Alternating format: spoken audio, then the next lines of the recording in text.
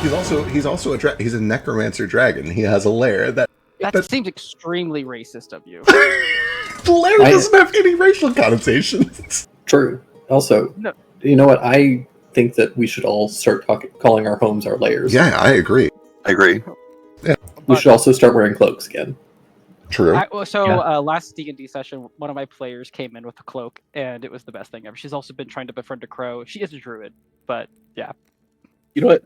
I actually think I should start calling my one room in a tiny apartment my castle. You know why? Because I think words don't mean anything, really. I think English is a language that evolves, so why bother? Okay, so you're anti-calling your house a lair, then? I think layer does have a negative connotation. What? No! No! Absolutely crazy. I can't believe I'm hearing this from my third best etymology friend.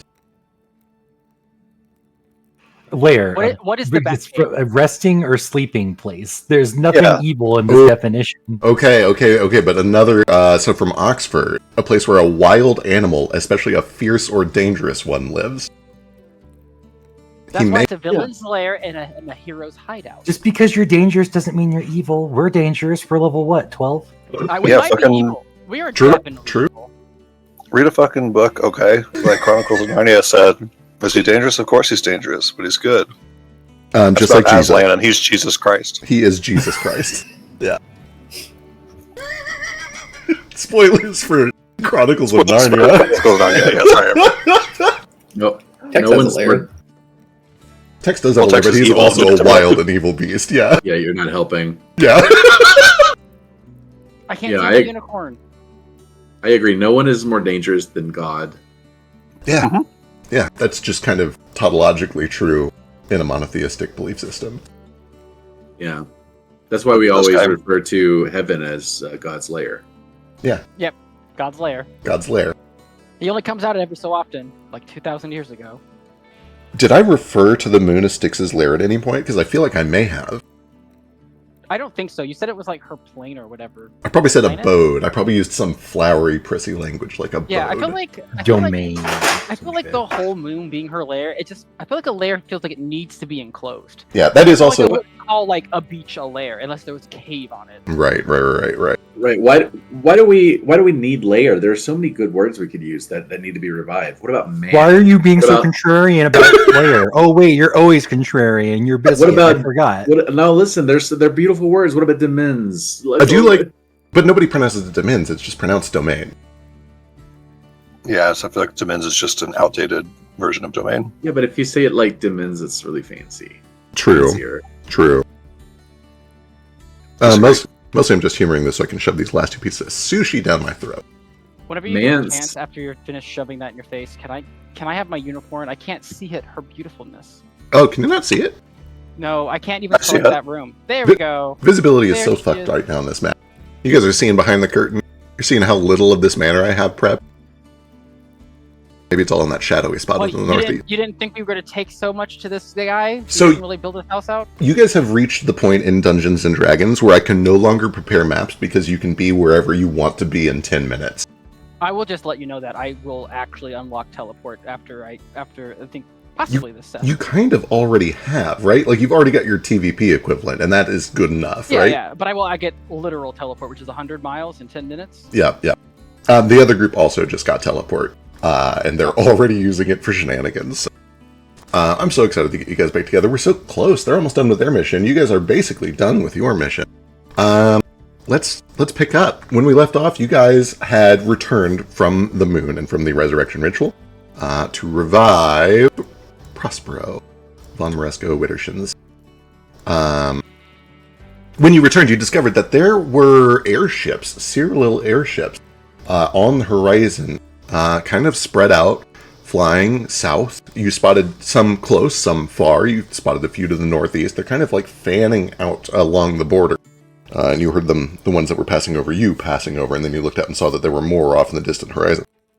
They were accompanied. They sent a landing party with a couple of Cyril inquisitors who essentially told Arguminivex, hey, we have reason to believe that you're an evil necromancer. We're coming in. We're going to seize all of your moonstone. And also, have you seen these convict? He threw a fit and kind of just stalled as long as he could. But eventually the party, specifically Tex, kind of showed themselves, revealed themselves, in an effort to have a discussion, get more information. That quickly turned into a fight. Behind all of these serial inquisitors, you discovered that they were accompanied by some Baalic war priests, a ranger type, kind of a mage type, and a shield type, including the shield type, the paladin, the one at the temple that you robbed just a couple of days ago. They were not interested in talking, it seems. They basically went straight to blows. They drew weapons and charged as soon as they saw you. And that is where we left off. There has been some combat. It has been a little harrowing. There's been some up and down. Baby Boy has a unicorn. Jane has delayed consequence twice, which is probably the only reason that she is alive. Fetch became a human rod of God and also strapped some bombs to a griffin's back. And Sketch is the only healer in the party and has been doing his very best to keep everybody up and going as you guys work this all down. Most of the serial agents are down. There's still one fighting up here to the southwest of Fetch in the northwest corner. Most of the surviving combatants are the Baalic war priests. And I'm going to switch over to combat music, and we're going to pick right up. I violated the Geneva Convention. Sure did, but these things happen. Was it by attacking a fleeing person? Which violation of the Geneva Convention? I'm pretty sure it's like booby trapping a mode of transportation. Oh, I'm sure that probably is too. Yeah. They're so strict these days. You can't do anything fun anymore. All right. Dirty bombs anymore. You can't use mustard gas anymore. Yeah, no landmines. They're really just taking the fun out of war. Griffin. What's next? You can't use bullets anymore. Right. This Griffin was given an order. Was it to run away like a bitch? It was. Let me double check. I think it can do this as it is retreating. I'm going to do that at any point during that movement. Okay, perfect. The Griffin hears his master whistling as he retreats across the bridge. It happened a few seconds ago while he was supernaturally frightened, and he is recovered, but the Griffin doesn't know that yet. And the Griffin, essentially, I need to pull your unicorn in so I can see it. There we go. Essentially... Where's its horn? It doesn't have one. Well, it does, actually. Zoom in. It's a little tiny black horn. It's I had the unicorn back away from the Griffin, specifically so he could not hit it. I see. I understand. Let me see if the Griffin has reach. I think by virtue of being large, it just gets reach for free, but let me see. Oh, no, only on its wing attack. Gross. That sucks.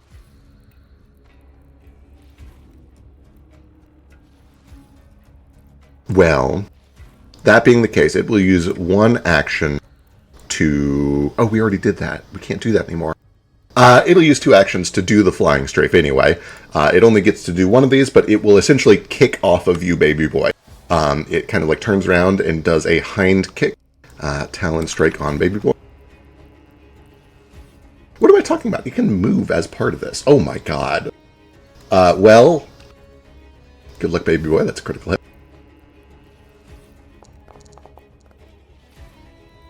Kind of piss damage, actually. 16 points of damage to baby boy. I'm not seeing any dice rolls. Oh, weird. Weird. Yeah, they were question mark. They were mysterious. I'm like not seeing anything in chat. I think I'm going to refresh. Yeah, I might need to refresh. It then, as part of the flying strike, moves, does the second strike on the unicorn.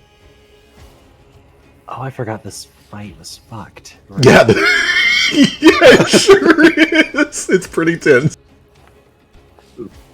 That is a miss on the unicorn, which is astonishing. Unicorns are not particularly resilient. Oh, did I, let me PWL. I mean, a 9, I think, still... It already had PWL. Wow. Okay. Yeah, you did a good job. Did a good job. I'm so proud of passing. Incredible. And then it's going to continue flying. I don't know, but does the unicorn have whatever the thing is called, or does it have like fly or something? It does not have attacks of opportunity. were you saying, Bis? PWL is hard to say. You should say P-double. P-double? Yeah. Let me P-double that. P-double it. That's pretty fun. And it flies over to its master. Doesn't really have a third action. If you guys can do it, it can do it. It'll hold. Actions. Hold.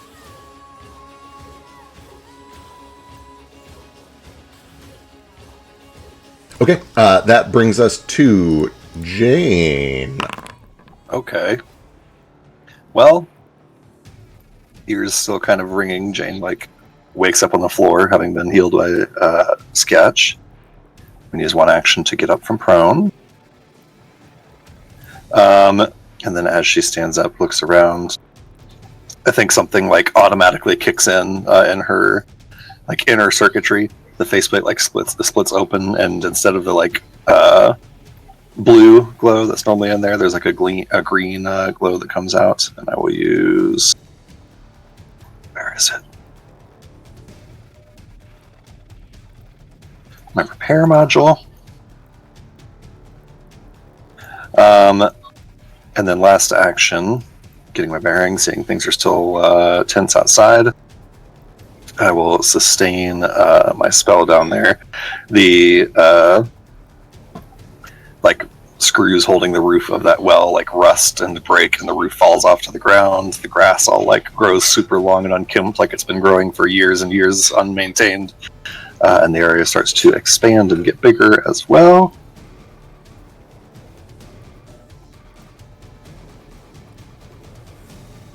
That's my 3 actions. That's it for me. It is noteworthy. I hadn't considered this until just this moment. I assume the body also decomposes rapidly in this area. I would say so, yeah. It says time passes really quickly in the area and things decay and age, so I think it turns to... Well, you tell me what happens. You watch as the body, like you think, rapidly decays. The garments kind of wither as if moths have eaten them away in the course of seconds. The skin bloats at first and then goes taut. And then it starts to crack and peel as if it had baked under the sun for days and then weeks and then years. You watch as the skin desiccates and reveals muscle, and then the muscle peels back and reveals bone. And as the glistening ivory of bone is exposed to sunlight, you watch as there is a little glint of red light from around his neck where an amulet rests. A few moments later, the clouds above part, and a shaft of sunlight fires down from the sky, and this entire corpse erupts in flame. Weird. Can I tell what's happening? Do you have free reaction and identify stuff? Let me just make sure if it's free. I don't want to spend a reaction on it, but let me check. Yeah. I think it might be free for me, but... Alternatively, what's your passive society? Passive society. Passive society is 17. Pretty good. Tell me about your reaction. It's just that I have so many goddamn feats. Yep. There's this. Blah, blah, blah, blah. It's still at least an action. Well, I don't know how identifying a spell normally works. I think it's a recognized spell action if you have anything related to that. I don't see anything at the... Oh, wait, here we go, maybe. There we go. Yeah, free action. Hey, nice. It is only... I can only do it as Arcana. This is an arcane effect. It is a magic item. It is a thing that has been enchanted. So yeah, give me an Arcana check. Lovely.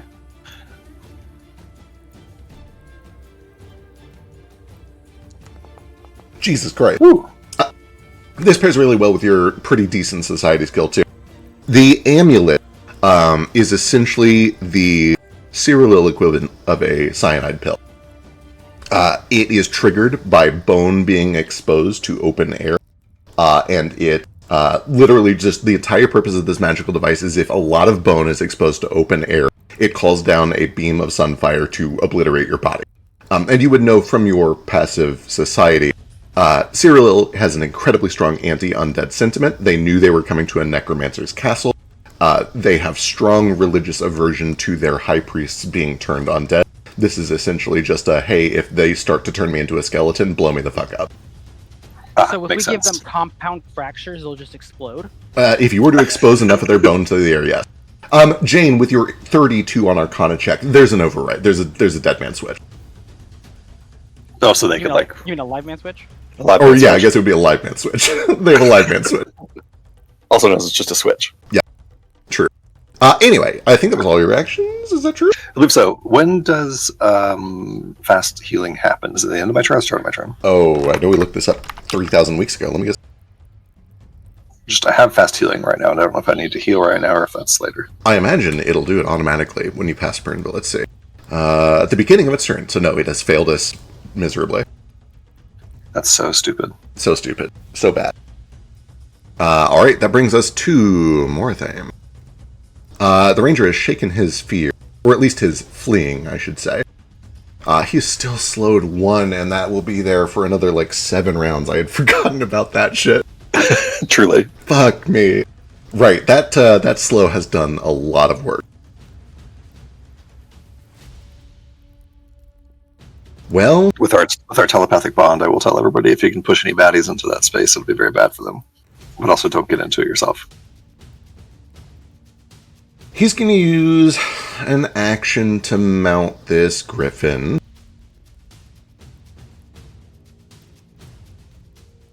So now they share initiative. He uses his second action to command the griffin. The griffin uses 1 action to fly. So fast, 60 feet. So getting rid of the 25 off map for another 35 in.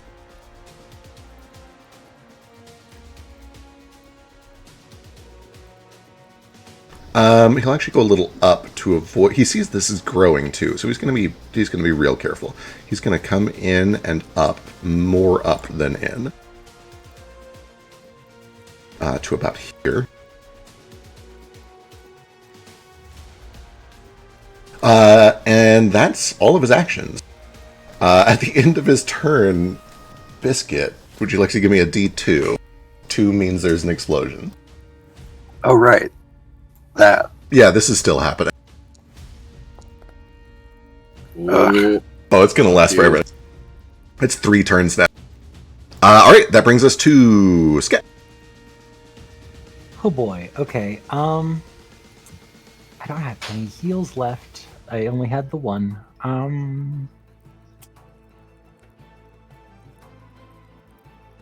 Okay, I had a note that I was going to do this, and it sounds cool, so I guess I'll keep doing that and try to pass me judgment. Excellent.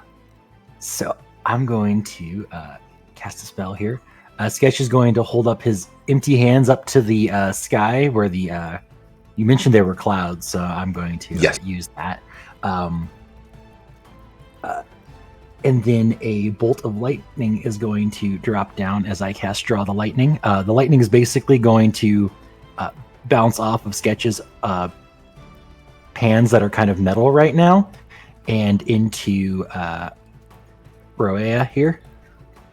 And since it is cloudy outside, it just does an extra 2d12. So, yeah, I need a basic reflex. Oh, it's wild that it only needs cloudy. You don't need a storm like you do in 5e. You just need some clouds. That's it. Yep, just some clouds. Storm also counts, but just clouds. Gross. Well, reflex save. Let's see how this goes. That is a failure for full damage. Sick. Okay.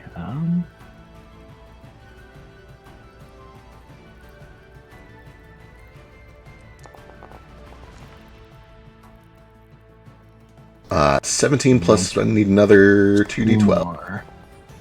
Jesus Christ. There we Fuck. go. 35 points of lightning as chasing down the little opening of sunlight that had just shot down and incinerated this body. A dark patch of clouds quickly swells over it, closing it shut, blocking out the sun, and then firing a bolt of wrath down into the metal armor of Chain Maiden Roya. 35 points of lightning damage. Sick. The lightning lingers on Sketch's fist, kind of just a weird crackling lightning. If you know Zeraora's signature move, Plasma Fist, it's kind of like that. Anyway, last movement, I've got fly speed, so I'm going to swoop down here, interpose back to back with fetch over Tex. It's the best I can do to get him not killed. Amazing. Did you have the movement to how did you show me the path that you dropped in? Okay, let me check I've got a 40-foot speed right now with 20-foot fly, so I would fly down with the 20 and then move. And then run over. Okay, I love to hear that. I love to hear that a lot. Roya, as you slip past, is going to take an opportunity attack. You see she is still, one of her arms is still fully tensed from the lightning. But with the other, she is going to... Which one of these is better? How much HP does she have? That didn't look like her HP moved at all. She got so much. She got meat. She got meat on her bones.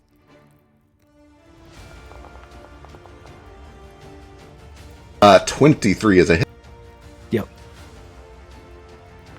With this jagged, dark iron blade. Kind of bad damage. 22 points of slashing damage. Excellent. That is, I think, all your actions. I think so, and I don't have any resistances, I don't think. Let me check. Nope, not in metal. Okay. Got it. The griffin is being mounted, so it doesn't get its own turn. Tex. Is Tex down currently? Yeah. Tex. This is Pathfinder 2. You can either give me a death save, or you can spend a hero point to immediately stabilize. It's your call. Is this like 5e where if I get a crit, I get up? Let me go look, actually. Hang on. Let me go look. Let him go look. Yeah, let me go look. This doesn't happen. Maybe. Yeah. I can't remember the last time Tex went down and actually stayed down. I don't know if we've done this yet. The recovery check. Here we go. At the start of your turn. Dying 1 by dying. 2 if it's critical hit or crit fail on your save. One hit point or more. Recovery check. Here we go. It sounds too fun to be a Pathfinder thing. It does sound too fun.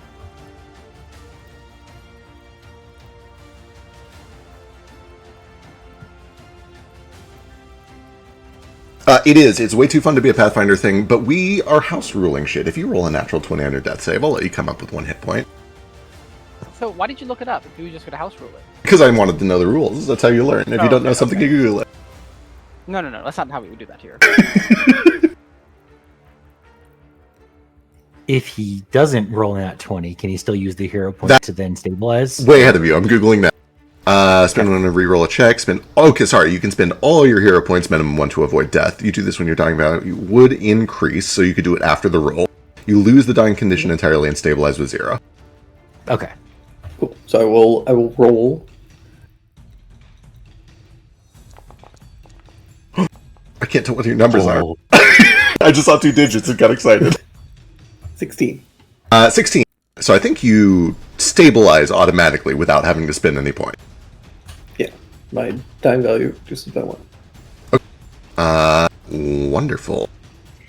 This does mean if he hits you and makes you dying 2, you can just use the hero point to save. Correct. Well. Yeah, essentially, you can always stave off death by spending all your hero points. How bad am I right now? That's a really good question. I don't know. You tell me. As far as I know, you're unconscious but stable. You're not bleeding out. You're breathing. So you are treating me as unconscious. I think so. So tell me about your special abilities. I don't know all of I don't have a special ability. I was just thinking I had a narrative thing. Oh, I see. No, if you would like to have a little narrative moment, you can absolutely be like, a crumpled mess on the ground, unable to fight. I'm very pro that. If you're a weird demon whose head can come off and go back on, maybe that's cool too. And in fact, let me set the scene for you. As you are a crumpled mess kind of heaving on the ground, trying to catch your breath, your head is spinning. The world around you is kind of a blur as you're trying to get your balance readjusted. You're coming down from the pseudo high of having the entity take control over you. You see that Roya starts to step up over you, still holding her shield high with these dangling chains kind of rattling off of it. But you do see that she is moving to sheathe her sword with her shield still raised and is reaching for something at her belt. What do you say or do as this is happening?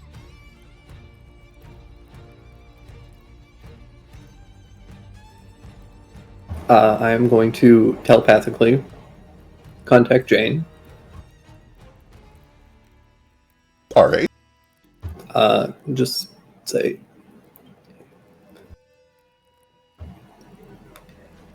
get Prospero to Weiss for me, all right? I think she makes eye contact with you down there on the ground. She responds, "Fuck that, you do it." Bitch.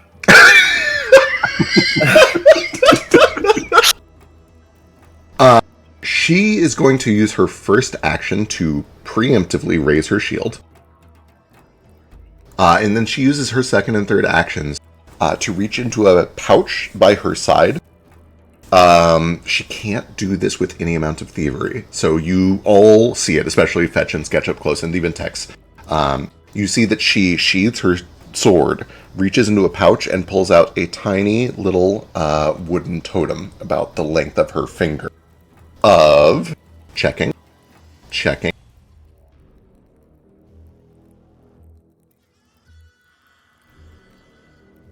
And this is Naval Dia, the Balsac Will Priest, is that right? Yeah.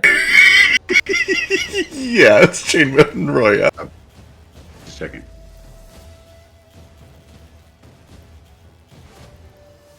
That was all three of her actions, right? She is using her second and third actions on the totem thing, yeah. She pulls out this totem, which is an egg. You can see that it's cracked, and there is a beak, this scraggly bird head, kind of poked out of the beak. And then the egg is sitting in like this wicker basket nest style thing. And she holds this totem aloft, and you watch as the eyes of this bird begin to glow, and all of you can see that there are chains of magic that begin to tether from the egg to Tex. Tex, I need a will save. That was 4 actions. She raised her shield for 1. Piddly She's action for 1. Oh, no. She gets to use the same piddly actions you guys do. With that said, this is manipulate. So if you guys have attacks of opportunity on manipulate, she absolutely had to swap weapons. Which is why she raised her shield first. I would like to use my reaction to just slap the egg onto the ground. Yeah, absolutely. You can use your opportunity attack to do a disarm rather than an attack if you want. Let's go see how that works. Let's find out. I will warn you in advance, because Philo just had to deal with this over in the other one. Disarm is not as good in PF2 as it is in 5e. Yeah, don't even bother, because I'm pretty sure your attack of opportunity will disrupt manipulated actions anyways. Yeah, that's what I was about to say. Like, let me just do damage, but also, and if it breaks concentration, just don't apply the damage. Oh, fair. I understand what you're saying. Yeah, I got you. Yeah, if you can do apply the damage. Well, if your opportunity attack disrupts, you get to do both. You just get to hit, and then if it crits, it also disrupts. Yeah. So, because we're new to the system, you either... Ooh, we're committed. We're in. Oh, that's a miss anyway. I'm so glad. We don't have to deal with any of those convoluted rules. You could hero point it. You could hero point it. You could hero point it. What? I'm feeling pressure. So let me set the scene for you. If you critically hit on your attack, it cancels it. If you go for a disarm instead, a critical hit means it cancels it. A regular hit means that she will have a -2 to checks with whatever she's about to do, which includes her DC. So the disarm will help Tex even if you don't crit. Your point. Okay. Is this a disarm? Well, ooh, it's almost a 20 on my screen. That is a regular hit. Which one were you going for? The hit. Okay, got it. That is 11 points of damage and a little bit of bleed. Okay, you do hit her, but she... Oh, actually, she can also use her reaction now. Hang on, give me a second. She's got things, too. Boy, I wish I had 8 actions. She doesn't. She has 3 actions, but she does have a reaction, which she just got back on her turn. When she is hit by your attack. She is going to swing the shield towards your weapon. She is going to block some of that damage. You forgot about the 2 actions she needed to get the rock out of her boot. That was like, oh, you're so right. When she uses to reduce the incoming damage of an attack with a melee weapon, she can also attempt to disarm the weapon as part of the same reaction. So she is going to try to essentially flick these chains up and catch your wrist and yank the weapon out of your hand with the same reaction she uses to block. This is athletics versus your something. We'll find out if it's high enough. Disarm is athletics versus your reflex DC. What's your reflex DC? oh, this is a question. This is a question. This is a question that you have. Yeah. I have an answer for it, and that answer is it 10 plus my reflex save? It sure is. It sure is. 19. Oh, no. On a critical success, you the chains wrap around your arm, yank, and the weapon is pulled entirely out of your hands. It falls to the ground in your space. It instantly warps from the kukri shape back into the seed once disconnected from me. Wonderful. In a lot of circumstances, she would now do a piddly action to pick it up. But she's already used her piddly action, and she's already committed to her 2 other actions, so it sits on the ground. If she picks it up, it'll stab her hand. It will! Tex locks eyes with this egg. You can feel your heart pounding. You can feel time slow. You feel a sensation that you have not felt since the cave with Edel. And thoughts begin to race back to you, emotions that you had suppressed or literally had ripped from your body. It's hard to say which is which. But these feelings of being tamed, of having the most powerful and identifying parts of you stripped away so that somebody else can do what they wish with it. And you gnash and you fight. What thoughts push Tex out of that hole and back into fighting? What thoughts keep Tex from being drawn into this totem? I think pure just ego and arrogance. Hell yeah. Like, just really, bitch, you're too small to tame me. Fantastic. There is a snap in the fizzle as the beam cracks and the magic stops. That's her whole turn. She was not able to Pokemon you. Temple Guard. Oh, right, she bleeds.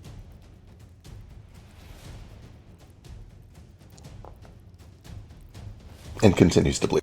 Temple Guard.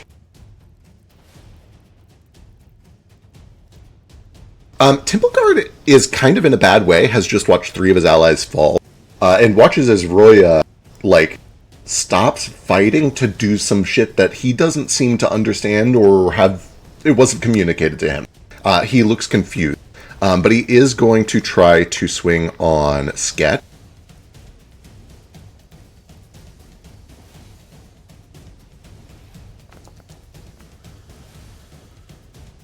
With a 23 to hit for...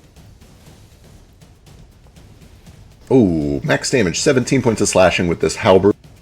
He will use his second action to step back without provoking opportunity attacks. And third action to swing one more time with reach. Once again on... That one is a miss. That brings us to Fetch.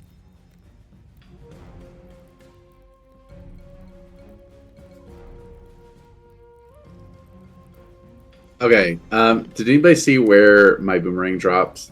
Do you remember where it landed? I don't. It's a boomerang, so it should have come back to you. That's science. It's science. Wait, I think in this Pathfinder one, it is science, actually. I think Pathfinder works on anime rules.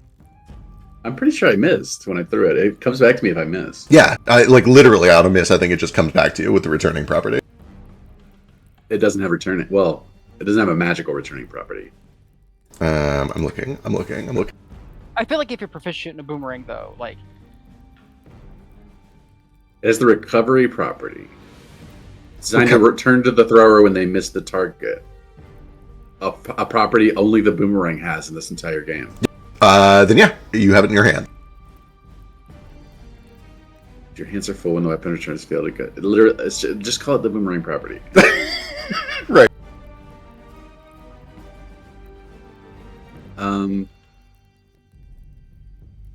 Hang on, let me decide. I should have thought about this. Who do I want to boomerang?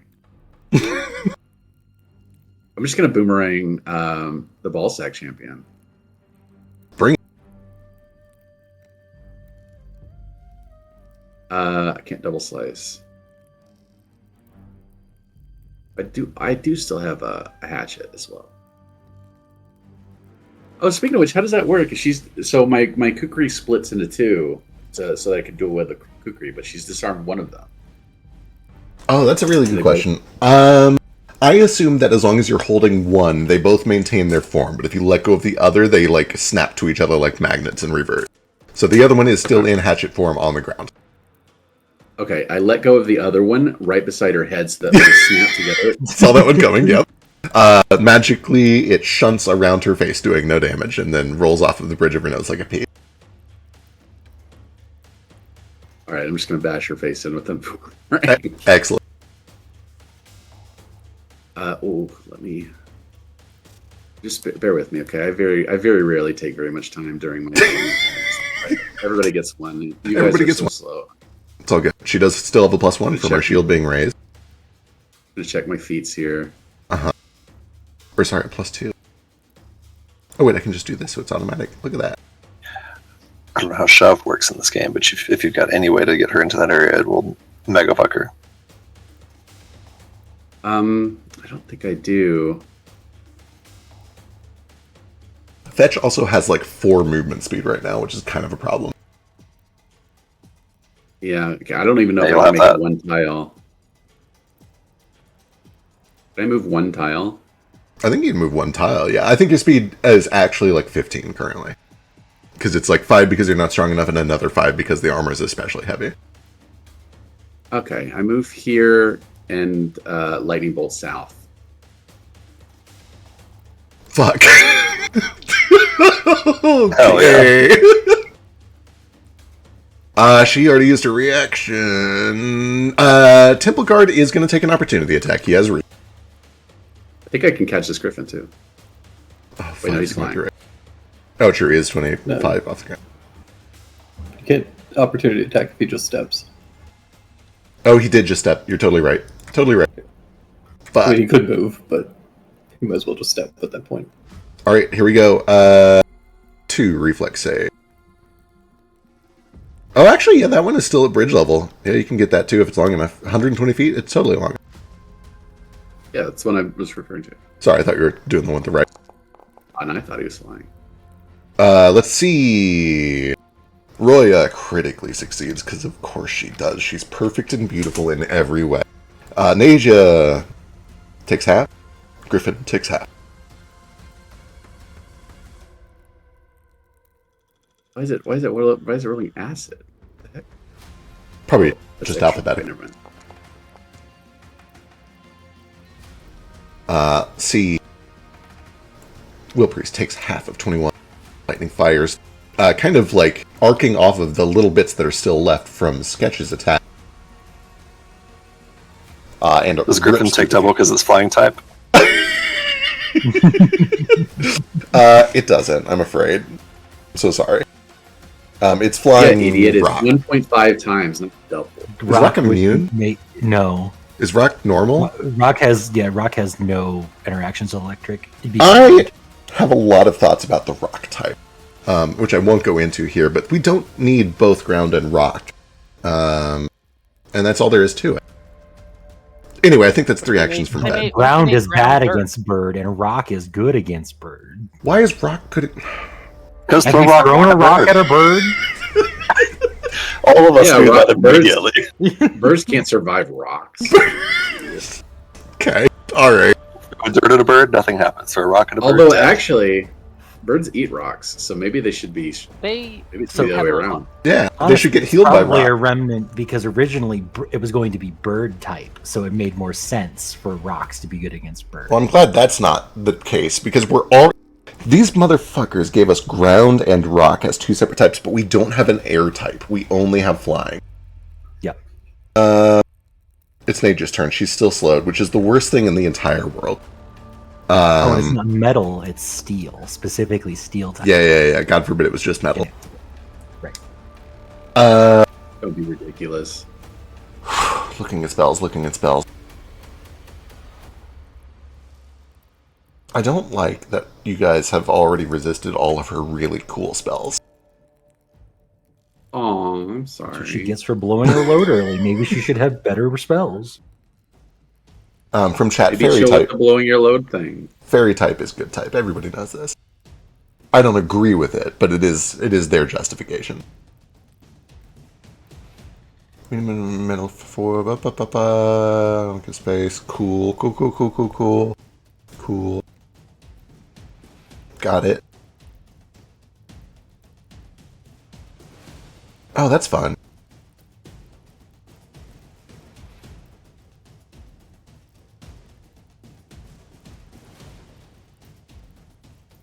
Effect doesn't take its turn in 15 seconds. We're legally allowed to level up. She reaches to the sky. On it. And Copycat. yeah, everybody's reaching to the sky today. She kind of puts the backs of her hands together and then flicks open as if ripping a hole. And you do see that some of the storm cloud parts once more. The sun's beat down. And then a beam of light, a critter appears near all of you.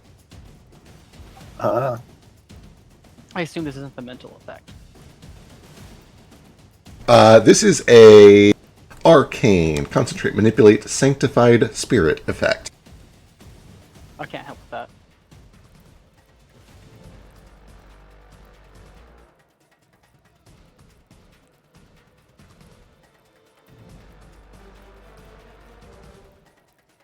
You watch as an angelic figure swoops down over towards Fetch. Oh, And essentially just tries to bash this flaming body into you. Damage. Attack roll. Where is an attack roll? How do I make a stayed spell right attack here roll? instead. There we go. Found it.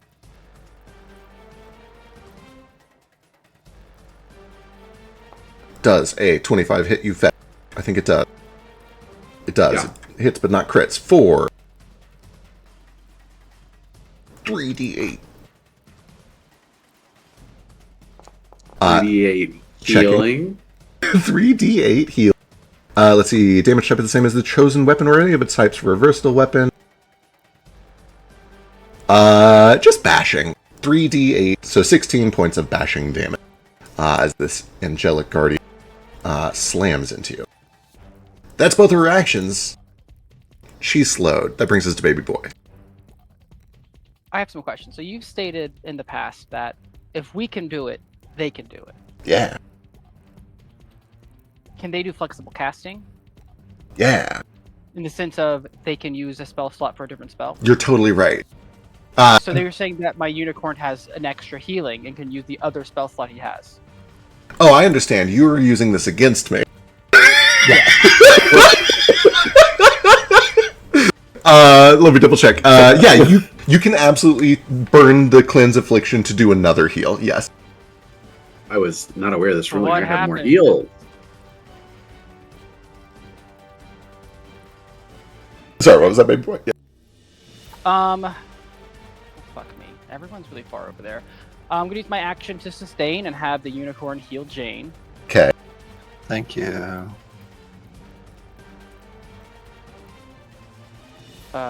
You're living, right? Yes.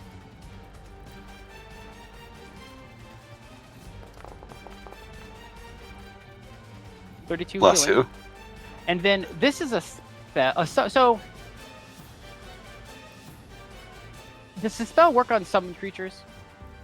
Can you heal summon creatures? Is that what you're asking? No. Does the spell spell. magic work? Oh, I understand what you're saying. Let's go look.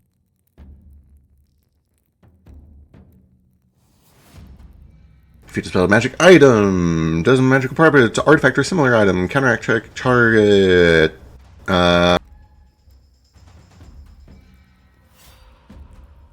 Here we go. Here we go. Here we go. Here we go. Yeah. Yes. The counteract DC is the caster's spell DC. The level is whatever spell level it was cast at. You can absolutely use Dispel Magic to try to unsummon a creature. I'm going to cast 3rd level Dispel Magic. Uh, On the summoned Guardian. This is as high as I can go. Okay. Amazing. I will tell you above the board, as soon as you lock with this magical effect, you learn that it is a 5th rank effect, which means you do need a critical success to successfully dispel it here, but it is possible. The DC for your occultism check is 19, which means you need a 29, a modified 29 to dispel this. Okay. No problem.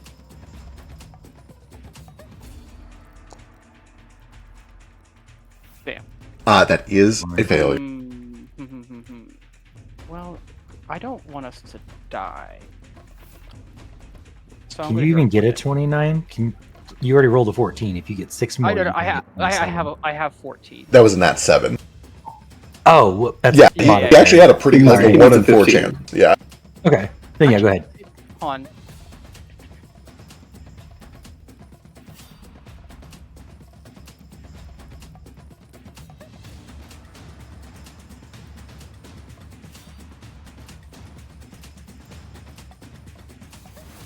I thought for some reason when we were talking back, I figured out that I did have a 15 for this. Because of some weird... It's fine, I'll just roll this.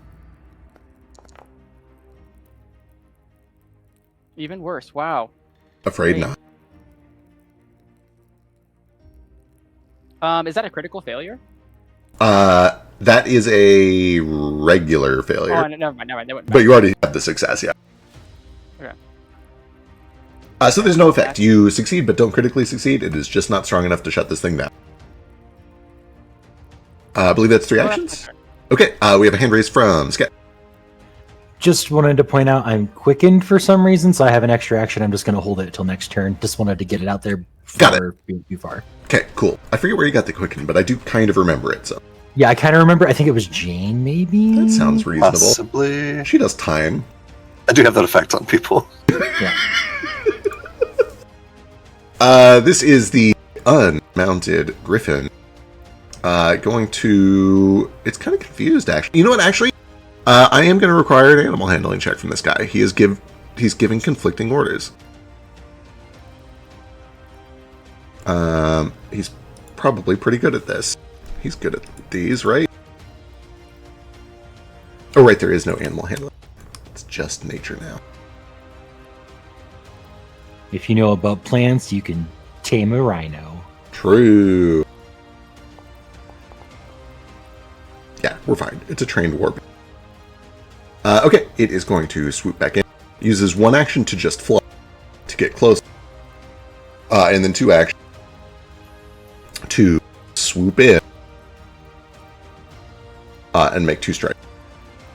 Did it pass through that area at any point in that travel? I don't see how it couldn't. Lovely. Yeah, I think it has to. The moment it passes into it, you see its feathers start to turn gray and its claws start to blacken. It needs to make a fort save. So, because Pathfinder is different, are you sure that this happens when they walk into it and not when you sustain it? Any creature that enters or begins its turn in the area. But okay, fort save, you said? Yes. 16? That is a failure, not a crit fail, but That's a lot. Holy- Oh no! I think the feathers start to fall off of it, and it just turns into a griffin skeleton and is dust by the time it gets to our room. That is true. It has so much less than 36 hit points. So yeah, this griffin skeleton essentially clatters into the ground as a withered skeleton. Still bits of like desiccated flesh clinging to bits of its bone, but mostly dry ash. That sucks. That sucks. You love to see it. That brings us to Jane. Delightful. I have a question. Yes. I don't know what shape this area is. Is this like a hemispherical dome? It's a burst. Burst, yeah, it's a sphere. A sphere that emits Okay. from the point that you target, which I assume is on the ground, so we have a dome shape. Indeed. So here's essentially what I need to know. if I expand this dome to be 10 more feet, is it going to get me up here in this window? Do I need to back up? You're on the second floor. You're safe for at least one set of expansion. Delightful. That's just so great to hear. The first thing I would like to do is... oh boy. This is tough. This is a tough choice. Those boys down there are hurt. I'm looking at this. 10 feet might actually not be... Does it say up to 10 feet that you can expand?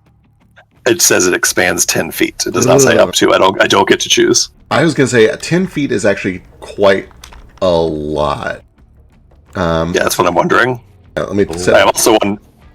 Sorry, go ahead. Yeah, I think that would cut through the ground enough to get you. Importantly, Understood. is it expanding the radius or the diameter by 10 feet? The radius. Oh boy. Ooh, boy. Yeah, Yes. I do think It gets 10 feet very is enough nasty. to get you. Yeah. Is it then enough also to get the Griffin and the Rider up there? Check. They did specifically go up to avoid this, but let me see. Yeah. Seems like it's gotta be. Yeah, I think that would get them too. That's delightful news. I'm so glad to hear that. The first thing that happens is my repair module keeps cooking. Do we round up or down in this game? Down by default, unless it says otherwise. I think it's the same as 5e. Lovely. Get a little bit Down of if you're a healing. player. Probably, yeah. Right. Monsters round up to the nearest 50. Yeah. Almost In that certainly. case, first action, Jane does some mental math, sees this area expanding. I'm going to back away, hopefully so that I still have line of sight outside. If I go back just one space, is that enough to still see outside, but to be at, like, where Yeah. the height of the edge of it doesn't get me? Yeah, you will be like right at the edge of it, but yeah, you're good at estimating Delightful. distances. Delightful. That's my first action.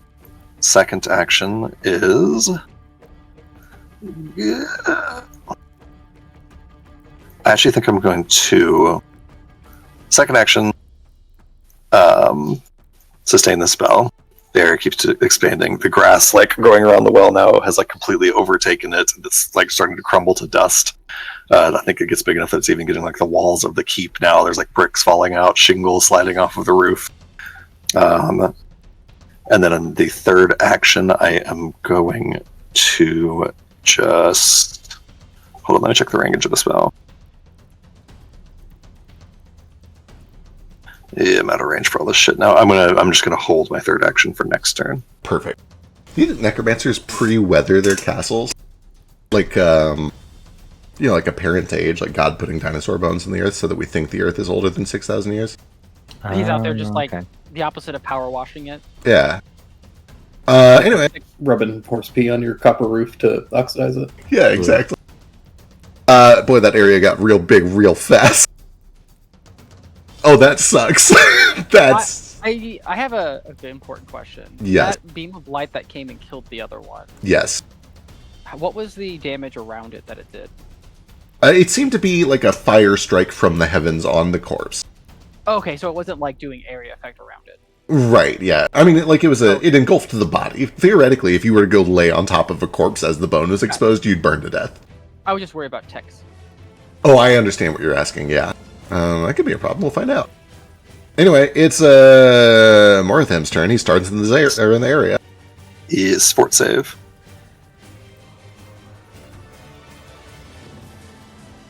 Oh, he is not good at fort save. Oh, not a crit fail, but the damage is also higher now that it expanded. Oh, it's such piss damage on 8d10. I don't like any of that. He's not dead, thank Christ. Yeah, his skin is like sagging and getting wrinkly. His clothes is like getting tattered and moth-eaten. His teeth turned to dentures. His teeth turn to dentures. His bowstring really badly needs to be replaced. It's really aged.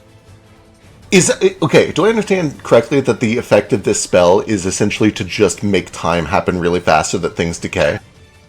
Yeah, essentially, that's the flavor of the spell. It says, like, you awaken entropy, accelerating time in an area. Flesh falters, plant shrivel, stone begins to crumble. Okay, It's well, the flavor that... Because he is mounted, the griffin also needs to make a fort save. Oh, delightful. That's He still not a crit fail, bastard. still takes the 30. And Biscuit, I need you to roll me 10 coin flips, please. Oh, right. Time goes fast. Delicious. How many flips does he If you manage to roll 1 on all 10 of these coins, something really cool is going to happen. I need you to enumerate the cool thing. If you manage to roll a 1 on 10 consecutive coin flips, ignoring the previous results because they have no basis on upcoming results, this is going to decompose in such a cool way that it will essentially create a fireball that does a 40-foot radius damage of 20d10. Sold.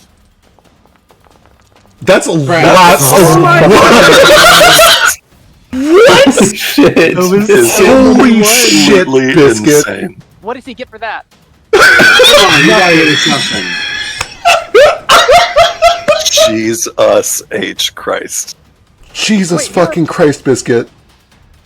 Oh, hero point the last one, yeah. Yeah, hero point the last Yeah, you one. can hero point it. Oh, okay, yeah. Oh, absolutely, you can hero point it. He doesn't have one. He used it already. I used it. Oh, I'll let anyone hero point You can take this. The odds of what you just did, by the way. Okay. Oh. We're gonna cut the radius Very down low, to yeah. cut the radius down to 20 feet. We're gonna cut the damage down to 8d8. Still though, please give me 8d8 points of explosion damage.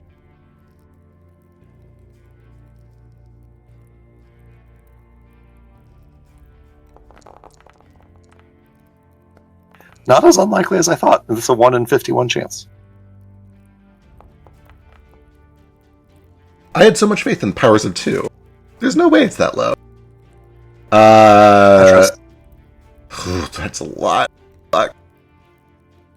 Griffin crashes to the ground. Morathame also takes 26, and then falls 25 feet and dies. Fuck. And then his body begins to rapidly decay. And you do see that it continues to decay, but does not get smoked by fire. The proper past tense of that word is smut. Smut. You're right. Smut. Not smoke. Yeah. Not smote. The word that is already the right word for this. Or smout. The past Yeah, I tense think of that's smite. good. Well, that turn went poorly for him. Let's see how Sketch does. Okay. Well, I don't have to push them into it anymore, so that's fun. I'm gonna do. Yeah, let's spread some damage out. I'm going to cast Slashing Gust freely because we've already used all of our opportunity attacks. So fuck you.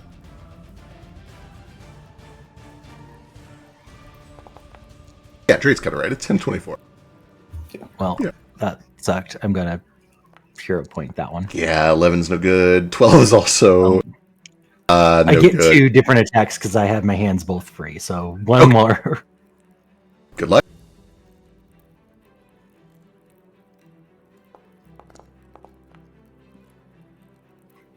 This is on You know, Roya? I deserve it for.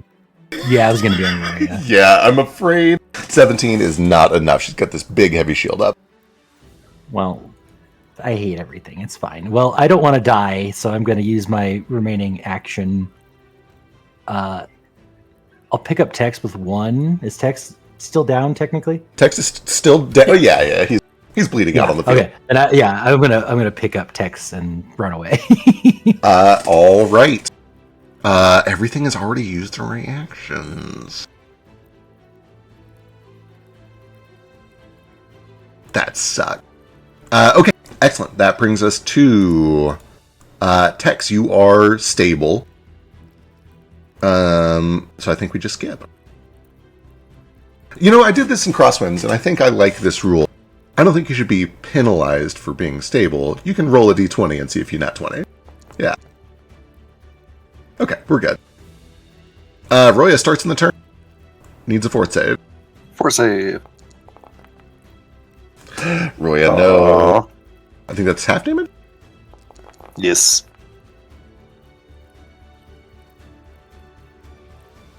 Okay. Much better damage. She sees the Will Priest stuck. She's actually going to use her action to grab the Will Priest, which is Manipulate. You can swing if you'd like to, Fetch.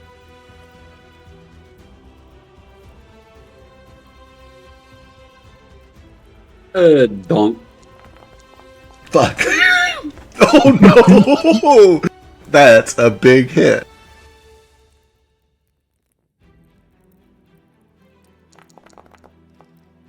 Uh, 10. Donk. Not a crit, so not disrupted. She is going to grab the Will Priest, drag. This is the most effective my boomerang's ever been. Pretty Turns out good. You can just hit people. You don't have to throw it. Ugh, half speed. And I did have 2 actions to run away with, so I'm 80 feet away. Yeah, you're deep in Are there. you going closer to me so I can heal him?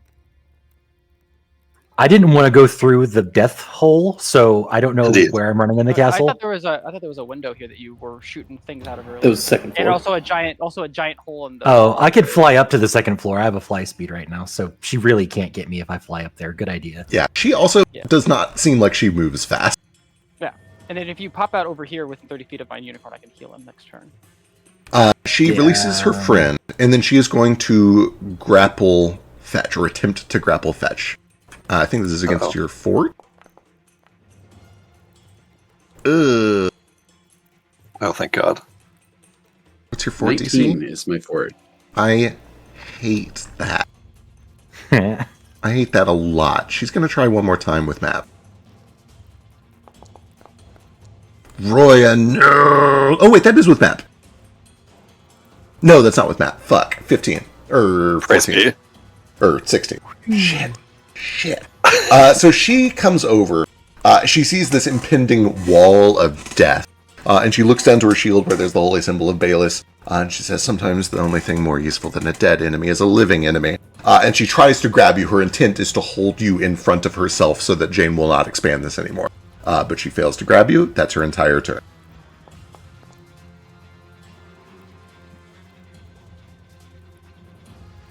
Temple Guard. It's just a little guy. He's just a little guy. Where did Tex go? Oh, Sketch has got Tex. Okay. Yeah. Delightful. So she has to try and not murder Fetch, basically. Yep. Temple Guard is going to have a brief crisis of faith real quick.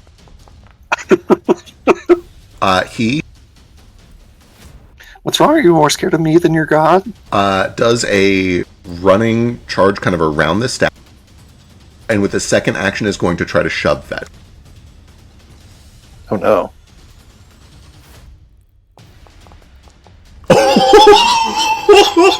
Jesus.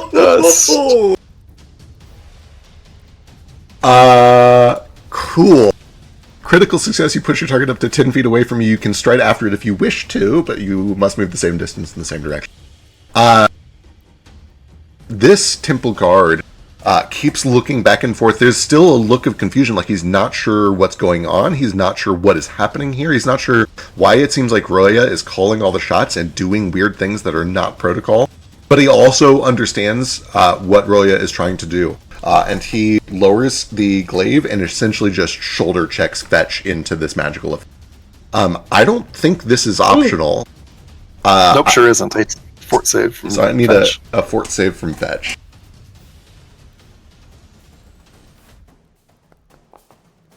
Oh, no! You took my hero point. It's not a crit fail, thankfully, but You should take. Oh no, I used my hero point under the stupid attack. Fetch. I forgot. Fetch, take my hero point. I am not in an amazing amount of danger. I was going to say, he Oh, actually... boy. he- You're in quite a bit of danger. This does a lot of damage, my friend. I have probably was gonna 20 say, times I more mean- hit points than Jane, who is also in the area and might need their hero point. He's not in the area. What? I'm not in the area, and I have a turn before it affects me. I can back up. How many hit points do you have left? 74. If you don't mind telling me. Okay, I mean, this only does like 40 on average. It would be Boy. statistically wild for him to roll very low on so many dice. Here we go. It could never happen. Oh, below average damage. Beautiful. That is pretty low damage, actually. Still, though, Fetch, you feel time just... you feel like you slow down. You feel creaks in your bones. You start to feel joints that you've never really felt ache before start to ache. You see some of your whiskers start to curl outward. You can't see it, but you feel the chins on your hair start to turn gray. Urgent Hammer's from Baby Boy. So does this work? So a few questions. The damage goes off when? When he enters. As soon. Yep. When he enters the first time on his turn or any turn? Any turn. When he enters on just when he enters. Okay. So that, and then also at the beginning of his turn. I said it's going to happen again at the beginning of his turn is also part of the problem here. But Cest nothing to be Levy. done about that. Yep. But if it expands over you, that doesn't count as you entering? I'll double check. I think it does. I don't think it Because works if like 5. does, I don't think the Will Priest made any saves, did she? I'll say if it does, I need another save from both the Will Oh, Priest I and understand what you're Roya. saying. Yeah. Can you post it for me? Yes. Say it just says when they enter. The creature that enters or begins its turn in the area. But does it count as entering if Right. Like, If you move it over, it doesn't count as entering. Let's go Right. find out. like if a vampire can't enter a house without invitation, but if you drag it in, was it invited? Does it still like suffer the consequences? That's like I don't know. I feel like if I pull a tent over you, I am welcoming you into my tent. Because if it counts when they expand over it, then I need Roya and Naja to give me another save. Naja. Nadia, fucking guy.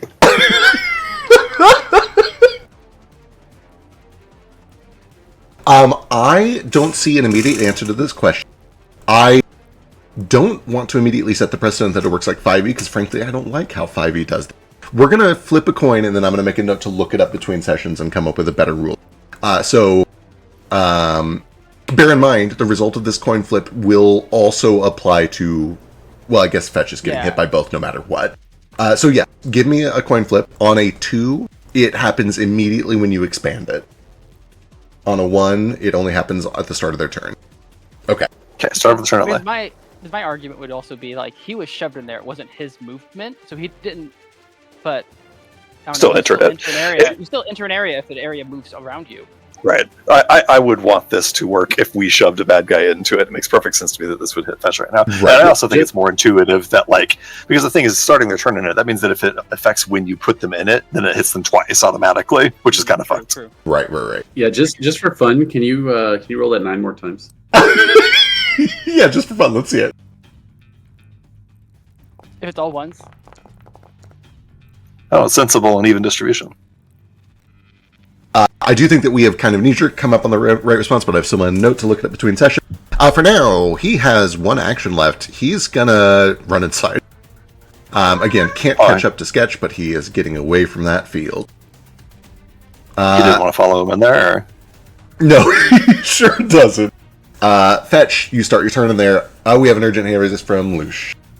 That's that still the way. old one, I think. Got it. Okay, then I need a fort save from Fetch. What if you don't die? Don't die. Oh, that's so close to a nat 17. That's my DC. You succeed. Half damage? Yes.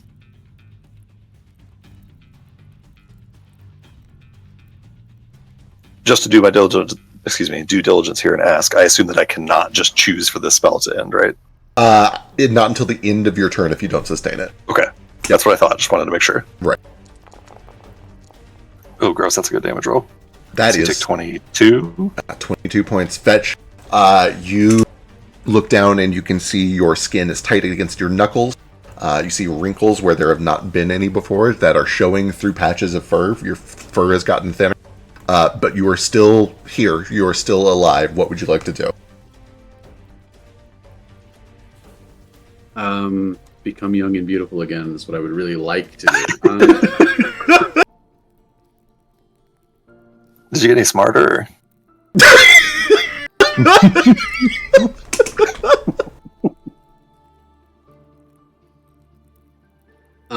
I will have you know that when I was a very young lad at the age of 3 weeks ago, an ancient wizard cast a spell on me to give me all of the knowledge now that I will ever have.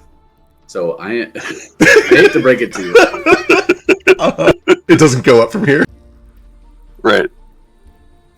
You're at the peak already.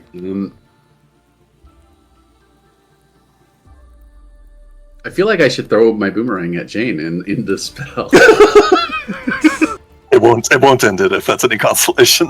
But walking out of it sounds like a great idea as well. Yeah, Pretty you good should probably stuff. just get the fuck out of it.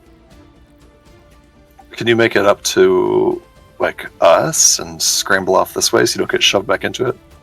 If you stay in it, you might level up. True. I'm in.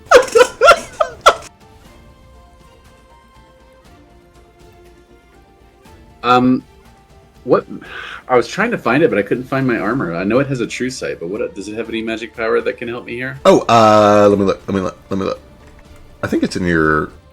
Did I put it in your inventory? Is it the part? Oh, I think it's in party loot. I couldn't find it there. Oh my god, I have a terrible and amazing idea. Can you voluntarily fail a saving throw in this game? I usually say yes. It depends on what you're saving against. But if it's a thing where you could choose to fail, then you can choose to fail. Can you voluntarily critically fail a saving throw in this game? Sure. Again, assuming that it's something that you have control over. Yeah. I look down to fetch. Am I going to get killed before my turn? No, I'm safe. Telepathically, I say to you, fetch. I can protect you in there. You don't need to get out of it. I can protect you. Or you don't need to run from it. Just stay within 30 feet of me. Don't get further than 30 feet away from me, though. For the record, you are 10 feet up. Oh, okay, yeah, never mind. So I guess, yeah. Yeah, well, I mean, either way, I need to like move here to do anything melee, which is Yeah, so might be kind of fucked. okay. Hang on, there's the party loot. Yeah, so you can cast True Sight once a day, Alarm at will. You have life sense to 10 feet, and you have a +2 to perception checks. Oh, do I sense any No. living creatures within 10 feet? Within 10 feet of you, you actually, this is pertinent. You don't get the sense that this guardian is a creature. It is a projection. It's a magical effect. It is not a creature. Dead. Nothing else within 10 feet that's interesting to you.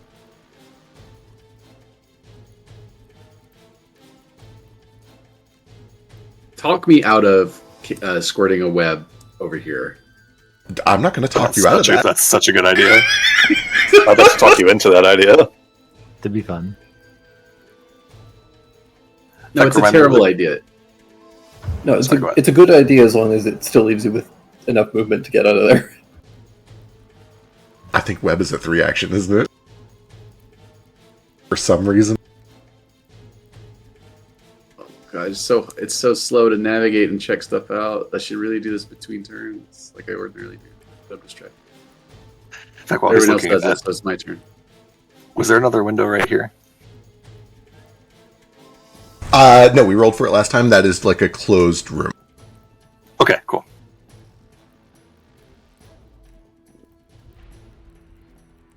Web, range, area, duration. It is a 3 action spell. Oh, cool.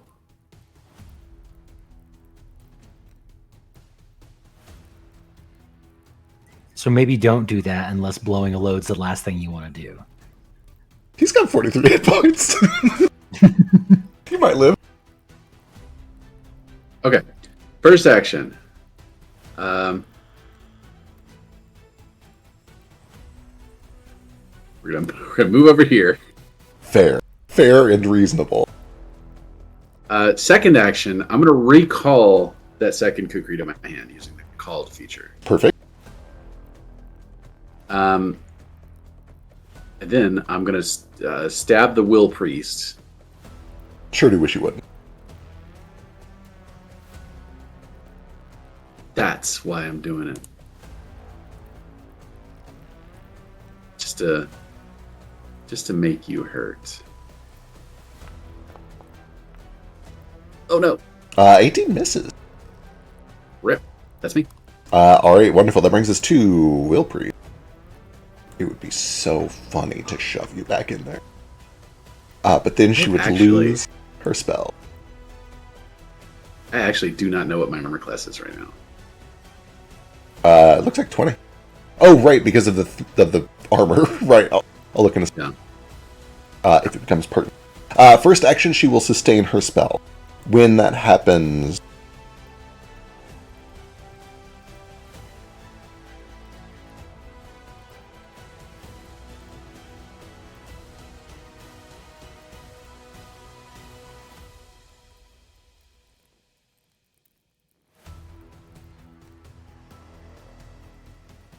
any unoccupied space within 120 feet of you, but she can't see it.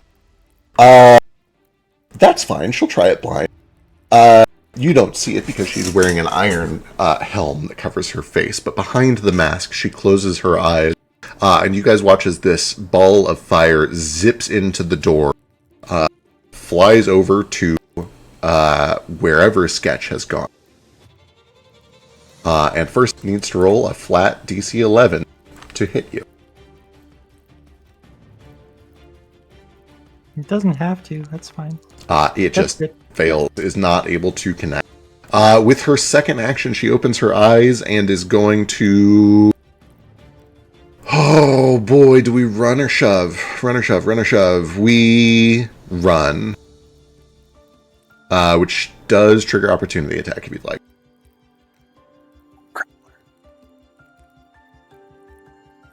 I'm decent at grapple. What are the? I don't want to make. In fact, look up the grapple rules. The grapple rules are not bad. It's basic athletics versus fort. On a regular success, you grab her. On a critical success, she also becomes restrained. Can I then? How is it the same for like to shove into an area? Kind of. You can only shove away from yourself. And I think we've allowed sideways at disadvantage, but not like straight behind you. Okay, I'll just stab her then. Cool. Yeah. That is a hit. 24. For 13 points, and she starts to bleed. She's going to continue to run. Essentially just getting inside the door. But Sketch is so far gone. That brings us to Baby Boy. He's also on the second floor. True. I'm going to use my last heal my unicorn to heal Tex. Perfect. Oh, blessed be. The boy is back.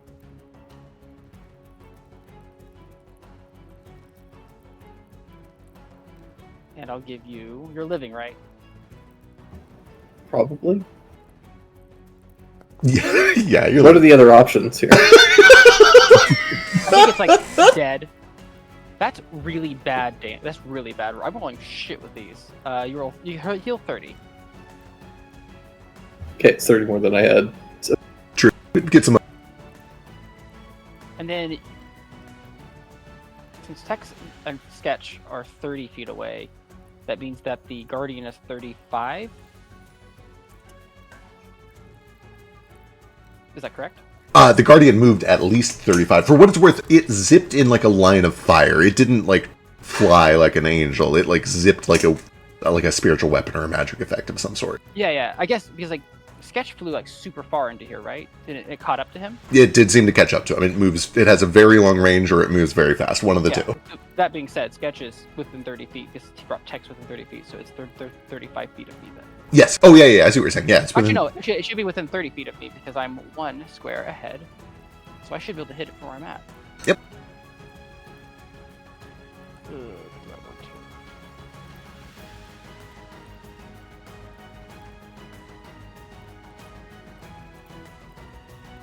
Okay. Did you do the 2 or the 3 on the heal? Do I get that or no? I did the 2 heal. Okay, I just really shit on it. I'm gonna use one action to move. It's not letting me go through this wall. I know that. Sketch yeah, let me just kill this wall. There. Does that automatically include the extra 8? Yes. That's Okay. that's what the plus 24 is from. I just rolled really Oh. shit. Yeah. And then all right. I'm gonna cast Ghostly Shift on. Well, hold on. How many sustain spells can you have at once? As many as you can spin the actions on. Ooh, I don't really want to. Shit. All right. I guess it's just for one turn. Actually, you know what? I'll try. Am I getting thoughts from this thing? No. You have like thought sense. I do have thought sense. No, it does not seem to be a thinking creature. So you probably can't get frightened then. All right, I guess I will just throw Ghostly Shift onto Tex. It's not going to be amped, so it's just the Reggie boy. I believe I have no idea how these spells honestly work. 'Cause I got it at level 5, so this is cantrip 5, but I don't know if that's just because that's what level it's at. If that's the case, then it should be resistance of 4. Let's see, for every 2 levels above the default, which is so you've heightened it once. Yes, so it is. Well, what's the default level of it? The default level is 3, down in the bottom left corner there.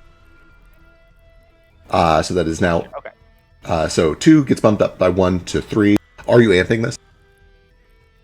No, I don't have any focus left. So Tex has resistance 3 to all damage, except 4 or 4. Cool. Anything else? That's it.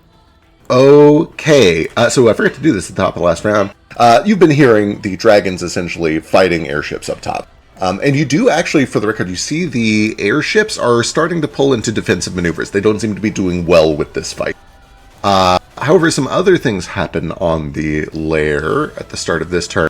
First of all, you see that these 2 corpses erupt. This corpse does not. So you watch as the griffin that came slamming into this room with you, Jane, and essentially landed as dried jerky attached to bone. You see that there's suddenly a flare of purple fire in its eyes, and it starts to pick itself up and lets out a shriek. And then it makes a fort save and immediately dies.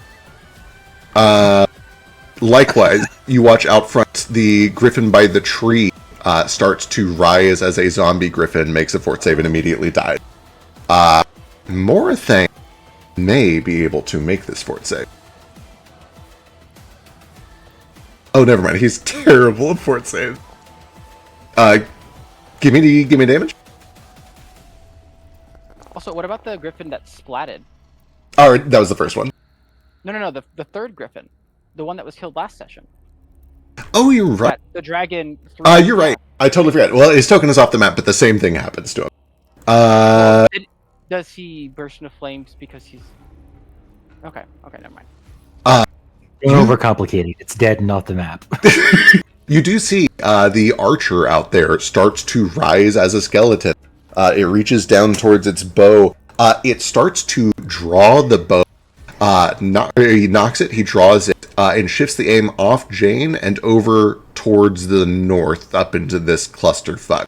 But then before can really, clatters to the ground and he drops destroyed.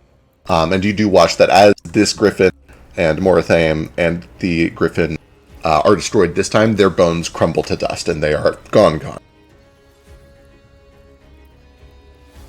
That brings us to the proper top of the round. And Jane.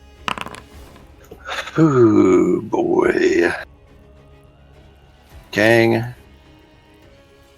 if I make this spell bigger, it's gonna get Roya, but it's also gonna get Fetch. He'll come back as a skeleton. It might not kill him. Or I mean, it won't like kill him, but it might not knock him down to 0. It's probably gonna knock him down to 0. I think telepathically, as she's looking out the window, just does anybody have a way to get Fetch out of there? I could turn into a frog. Oh. Before your turn, ideally. Boy. Trying to see if I have any way to get him out of there. I don't think I do. I am going to.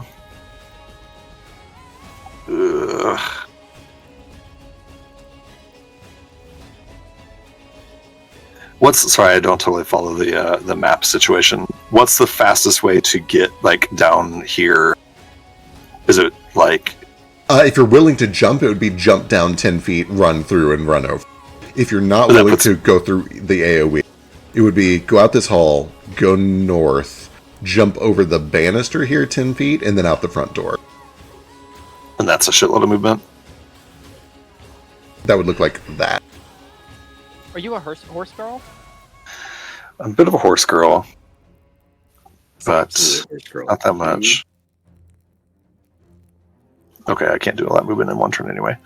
I do have a leftover action from last turn. I did hold one. I'm going to use one action. Oh, okay, I know what I can do. This is gonna work. This is lovely. It's only 30 feet. So many spells are only 30 feet. Oh, this increases it to 60. God bless this spell. Okay, lovely. I am going to do a few things in succession.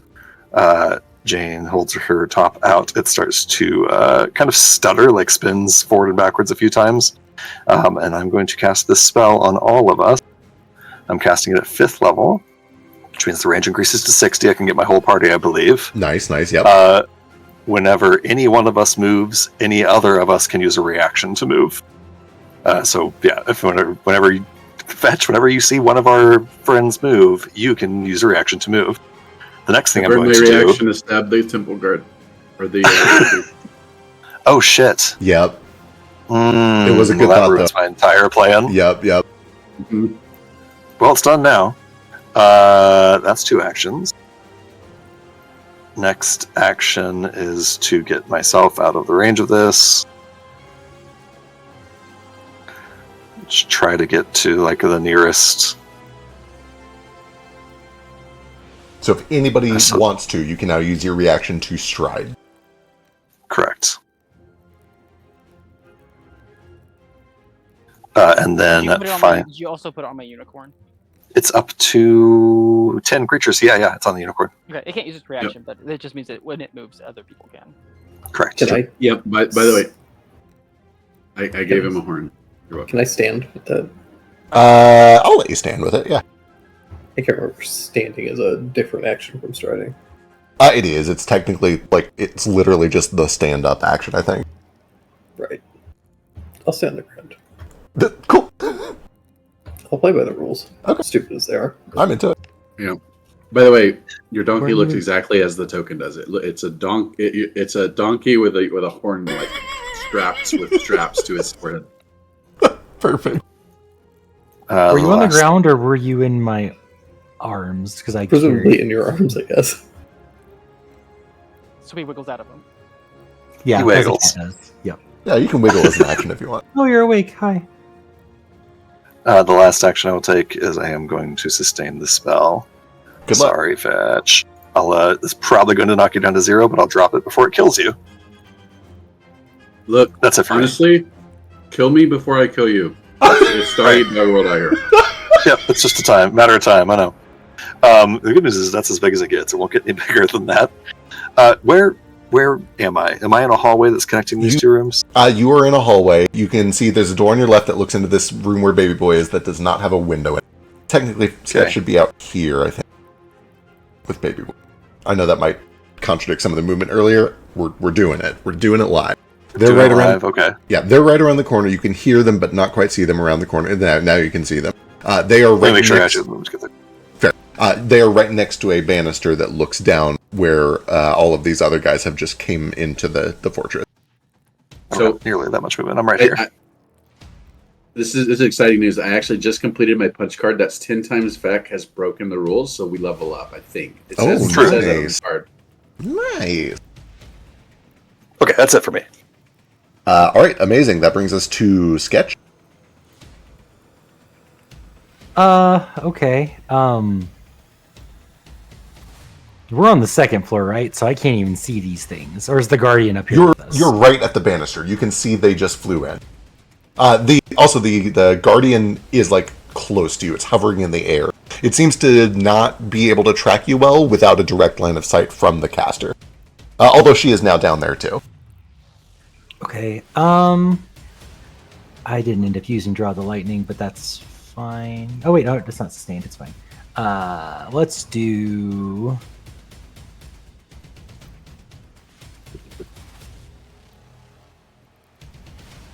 Sorry, looking at spells.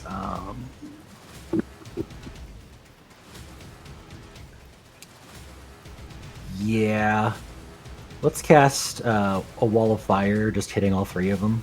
Gross. Don't like that. Wall stands vertically near the form of the bush, but shorter. Everything on each side of the wall is concealed from creatures on the other side. Got it. Where does it say when the damage happens? It's up to 60 feet long, 10 feet high, and then 5 foot thick. Oh, that is weird, because it just... Oh, here we go. Any creature that crosses the wall or is occupying its area at the start of its turn takes the damage. No save, Okay. Just damage. Just damage. Just damage. We love just damage. So we get a big old... Oh, you're drawing it now. I see the wiggles happen. Fire's not green. It's not green. Fire's I'm not sorry. green. Sketch. His can Oh, look at his hand. Look at his hands. Look at Sketch's hand. That's That true. is You green did fire put right there. you did put weird green spirit. Oh, you're fire in right. my- It can be green if you You're want. wrong. No, I don't want it to be green. I'd rather it be blue. Yeah, we'll do that. Something like that, roughly. Call our own fire. Are you Can upset I- about copper lanterns? I love copper lanterns. Why would I be I upset? like. I don't know anything about them they have except what they green look fire. like. There we go. That's better. Can I get the Guardian with it? Can I start it that far back, or You is it too? high? can, because it goes up 10 feet. Oh wait, we've been seeing it use fire, so it's probably not going to be. Kind of. You drop it on it, the flames engulf it. It just seems unaffected. I don't think Sketch has run into this yet, but Baby Boy and Fetch have both kind of confirmed this thing is not really a creature. It's kind of like a magical effect. Okay. Yeah. Well, I It's a know. spiritual weapon. It's basically a spiritual weapon, yeah. It's a more expensive spiritual weapon. Spiritual weapons have an armor class. That's simply not true in 5e or PF2. Well, if I say it's true with enough confidence, you might believe me. Anything is else, Sketch? That is how many? That is. It was 2 that's to all cast. 3 actions. Okay, got it. That brings us to Tex. You're up.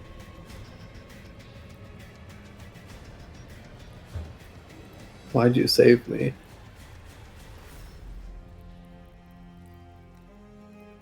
Because we're friends, right? I thought. Ah, because you got this in this mess, you should get us out of it. And also, yeah, you can kill things a lot better than we do, so do that. It would have been so Got it. cold to just say, like, you're useful to me. You're useful to me. No. Oh, because he's never said that himself. Right?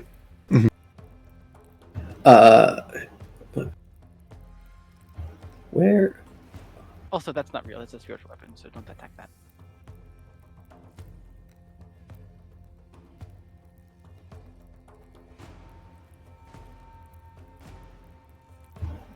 Has Nadia taken much damage?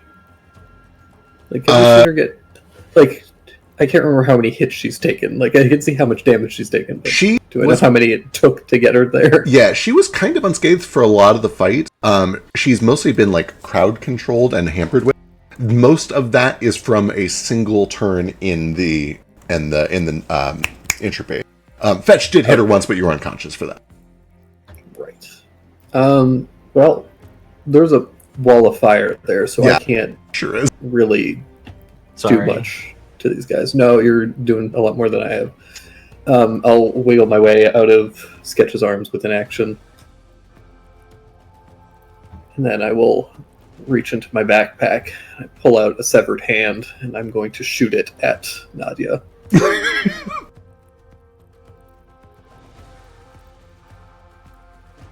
What? Oh, right. Oh, right. Did I already give you stats for this? I don't think you did. Okay, let me go pull up Mordecai Wells' stat sheet. You might have, and I don't know if I wrote them all down. Let me double check.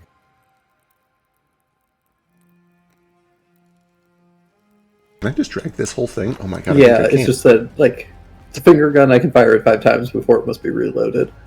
Oh, it doesn't show the numbers. The numbers are plus 12 to hit.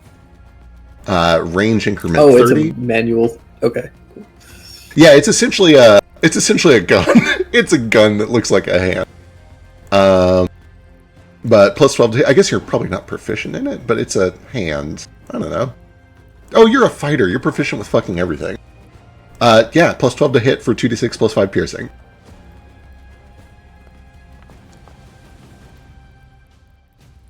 This is on nudge. That is a hit.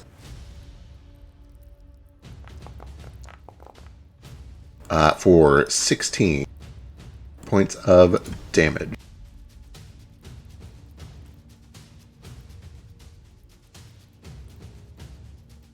So yeah, I've just got a gun in my tails. Hell yeah, it's pretty sick. I love the idea of Tex just accumulating hand-shaped magical items. So that was one action to wiggle. One action to wiggle, piddly action to draw, second action to shoot. You do have a third action, and it doesn't have to be reloaded for 5 shots. True, I might as well shoot again then. May as well shoot again. If you feel like it. Piss. Art, that is a miss. And that brings us to Roya. Critical miss. Who's I think means the gun jams. No, I think they got rid of all of the jamming rules. I think everybody. Oh, thank God. I think everybody who's ever tried to implement that system realizes that it's stupid. Yeah. Anyway, Roya is in a lot of trouble. Immediately takes the wall of fire damage and also makes a fort save. Indeed. The damage has gotten even higher, if I understand correctly. It has. That is still a save. Those are D12s.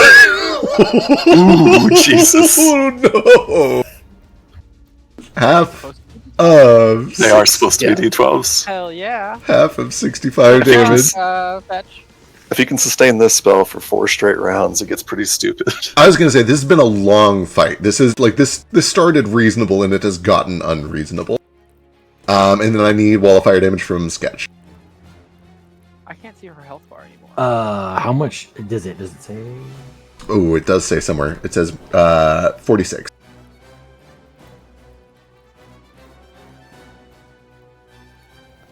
She is at about 1/4. She's a little over a quarter. No, the 13. Yep. Okay. I She's have a not... quick question. Yeah. If she steps into the doorway, she steps into fire again. Does she take more fire damage? Great question. Let me see. I don't think so. Let me see. Any creature that crosses the wall or is occupying the wall's area at the start of its turn takes 46. If she was to cross to the other side, so she's on the south side of it currently. Okay. But as long as she runs along the south, she's okay. Notably, that does mean she cannot get to the staircase to get up there. I'm gonna stay in there and hang out with Fetch. Yeah, just stay between the fire and the entropy. Fetch isn't going to be there very much longer. True. I'm in the entropy zone.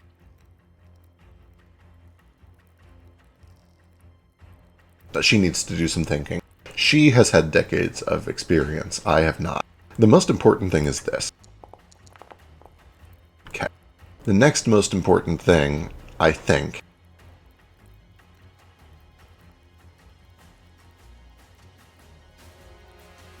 No, she has a job. She has a job.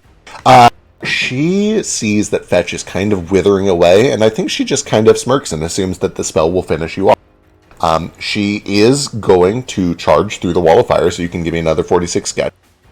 Cool. Yeah, she right. She's probably She's right. not wrong. Yeah. Oh, decent Good damage. damage. 18. 15. 25. Second action. 25. Last action, raise a shield. Oh, so she ran away like a bitch? She's running up the stairs. She has made it up the stairs and is coming around towards Like a bitch. you. Sure, I guess charging through a wall of fire to go attack you. Like a total coward. Move. Yeah, That's the a most bitch move. cowardly bitch thing you can do. Is That's a coward. Alright, she does take some bleed. And does not recover. And then I need 46 wall of fire damage for the temple guard.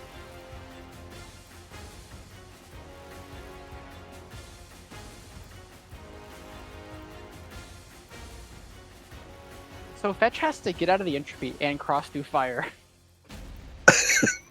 Yeah, He's my not brother going blocked off my only escape route. Yeah. he's not going to get a chance to even try to do any of that. I don't think. Sadly,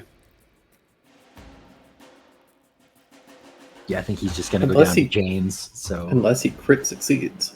if he crit succeeds, he will. Which I believe in his ability to do. I also believe it. Sketch, we get 46 wall of fire. Besides, if we wait 4 more minutes, he'll get another hero point. True.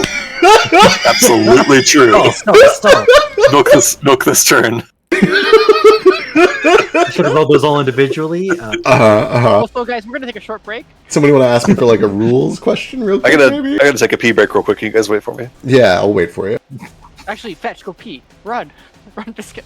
Tim Key on Kerr, the fire. I run. think Biscuit's having technical difficulties. Uh-huh. I can't hear you, Biscuit. I don't. What? No, I can't hear you. And then You're all fucked up, man. Maybe just take a couple minutes. Are you going My through a mic- tunnel? Fetch, before we do anything else, flip a coin. On a 1, you can have your... Or, sorry, on a 2, you can have your hero point earlier. Okay. I don't want your stinking charity. Also, what a setup! You know I roll ones. I do know that you're a 1. First things first, you feel yourself aging. Let me get a fortitude save. Good luck. I'm the hot twin now. Just roll a 20. Not to go into that fire. Crap. No. You can use my hero point to try that again. Don't I have a thing? Do I have a thing? I think it's just for reflex saves though. Unless you have improved luck, and then you can use it on anything. Or expanded luck, excuse me. I'll use Jane's hero point. Jane owes me. Ugh, exact same roll. Oh, boy. Good luck. It's fate. It's fate that Jane should. It's kind of low for 8d12. Oh, it's so close, too. By 2 points. Oh, was that all you had left? I think you had two. He was off by 2. Oh, That's it. Fetch collapses Fire on the ground. Thankfully, he's not in the wall of fire. He just collapses right there. His initiative turn moves up to right before Jane. Well, it's before the current turn, so it doesn't change at all. Right. Okay, excellent. Fetch is dying 1. Fetch.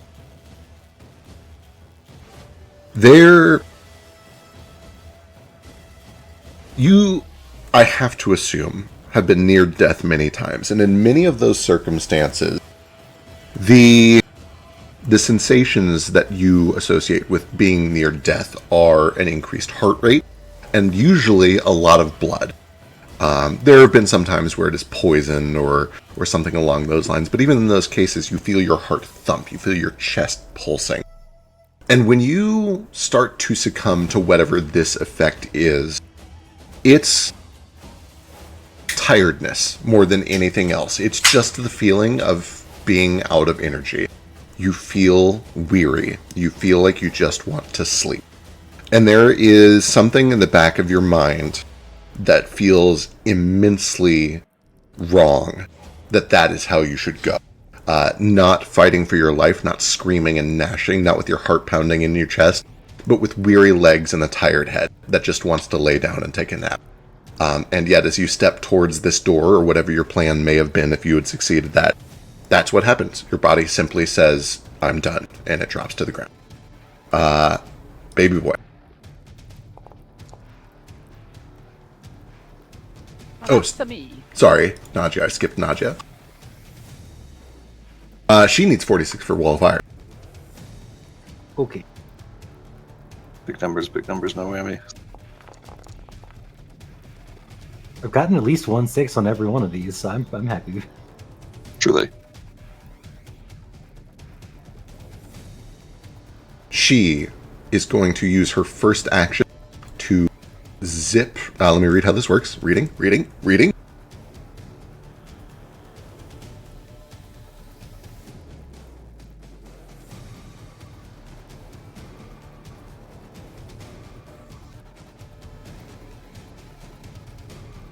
Got it. Perfect. Zips to 10, 25, 30. Zips up here, but does not attack. We'll do here. It just zips up here and just kind of lingers. She's then going to use her second action to run towards the stairs.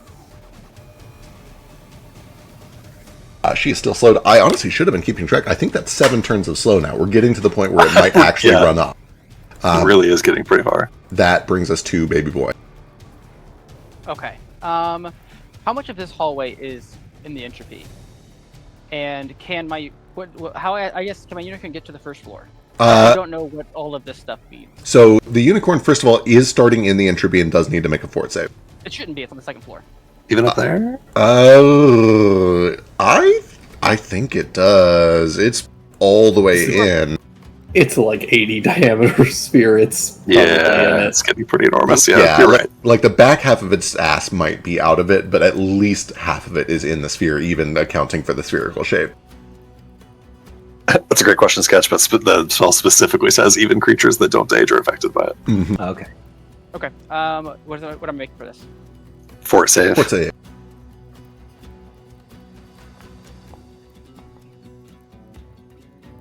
Ooh, that's a success. That is a success. Half damage.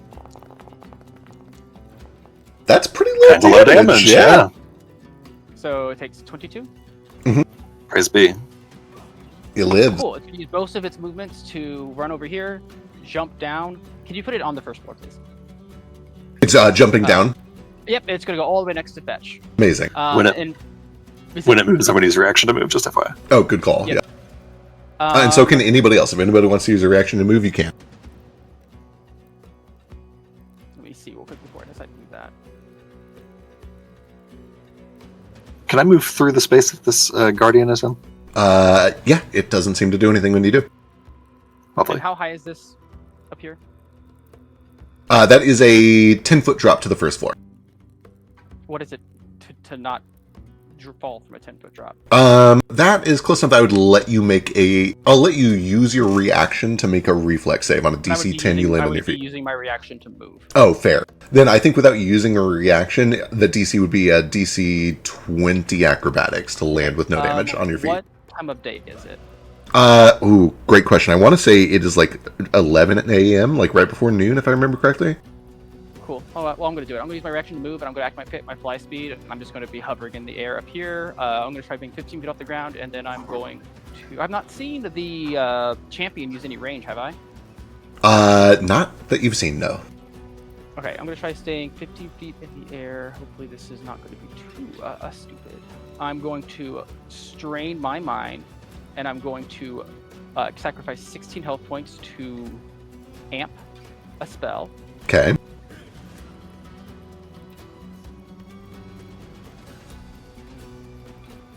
And I'm going to cast this at the Will Priest.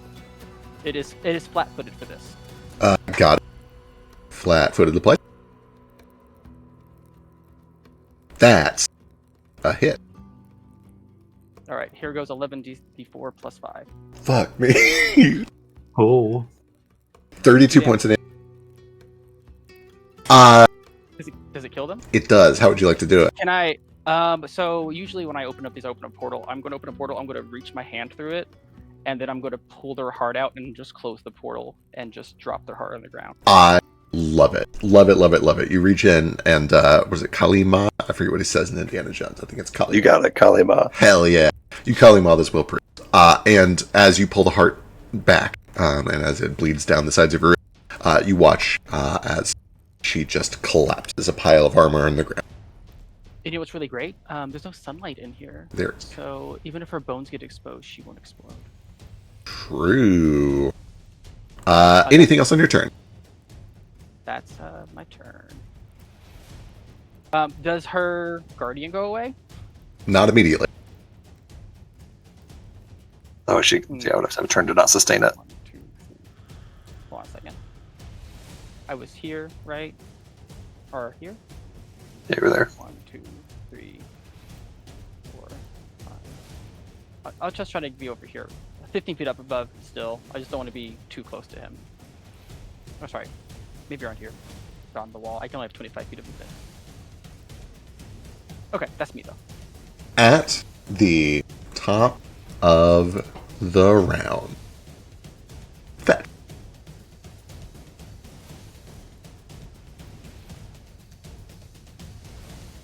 What do I roll? Nothing yet. Roll a skeleton check. In spirit world.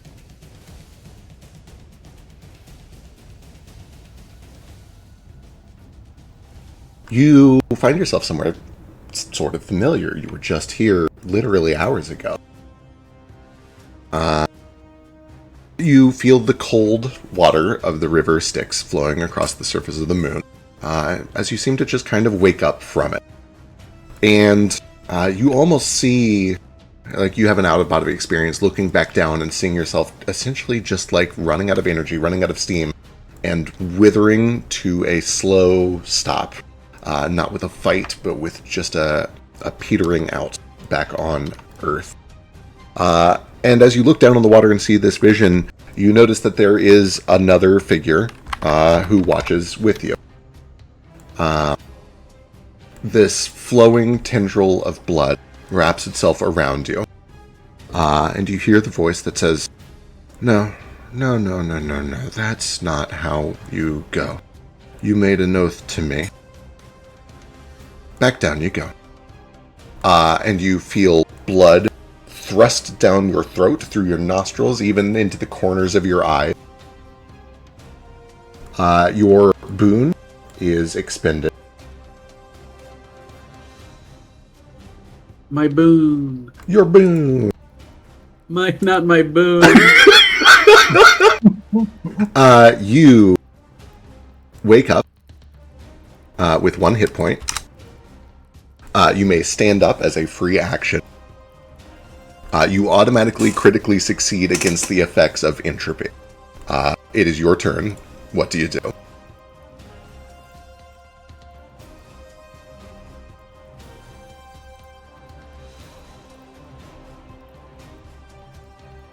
I have a quick Leap question. through the fire. Yeah, I have a quick question about that. Yes. So it's not a sustained spell. Does it just last the duration? Yeah, if it doesn't say Okay. it's sustained and it doesn't give... so it'll say you can dismiss this as an action if you're able to dismiss it as an action. It's very rare that you can just make a spell go away for free on somebody else's turn in Pathfinder.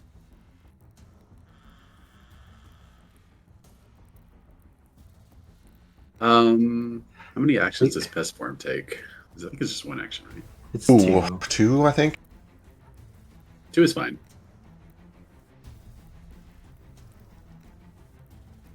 We go bird. You go bird, and as you go bird, you go from this lethargic, barely feeling your own heart beating, to the rapid thumping of a tiny bird. You feel alive, and you don't see your own eye. Where does the bird go? Up. Up. Excellent.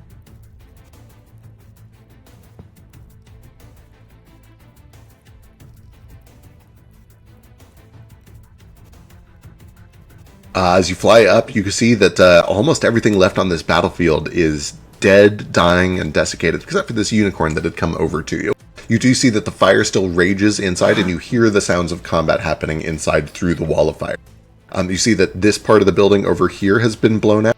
And also, right in front of you to the north, the second floor here has been blown out. This is actually a really good point. This whole second floor got blown out. There is debris all up in here, and a hole from the second floor to the first floor. So in other words, if you go up, you can fly in and over that wall through the cannon holes that were made, if you feel like it. How helpful? I need to be kind of out of the firing range at all times at this point. That is fair. Until I can like chug some potions or something. I think I just go up.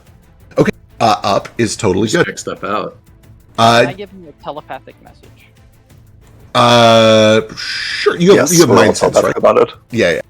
With mind sense, you guys all feel Fetch's mind return, and then go very, very dumb. Oh, very dumb. Than usual. Stay near the unicorn. He's With that even wing. more of a bird brain than usual now. Don't bother. It's Seeds. The unicorn has one level.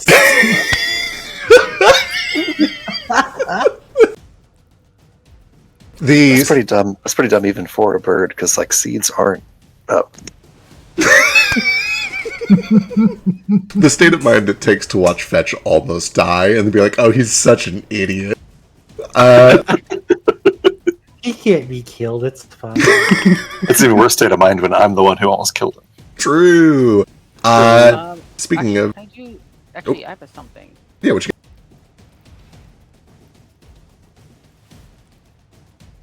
The unicorn has animal empathy. Excellent.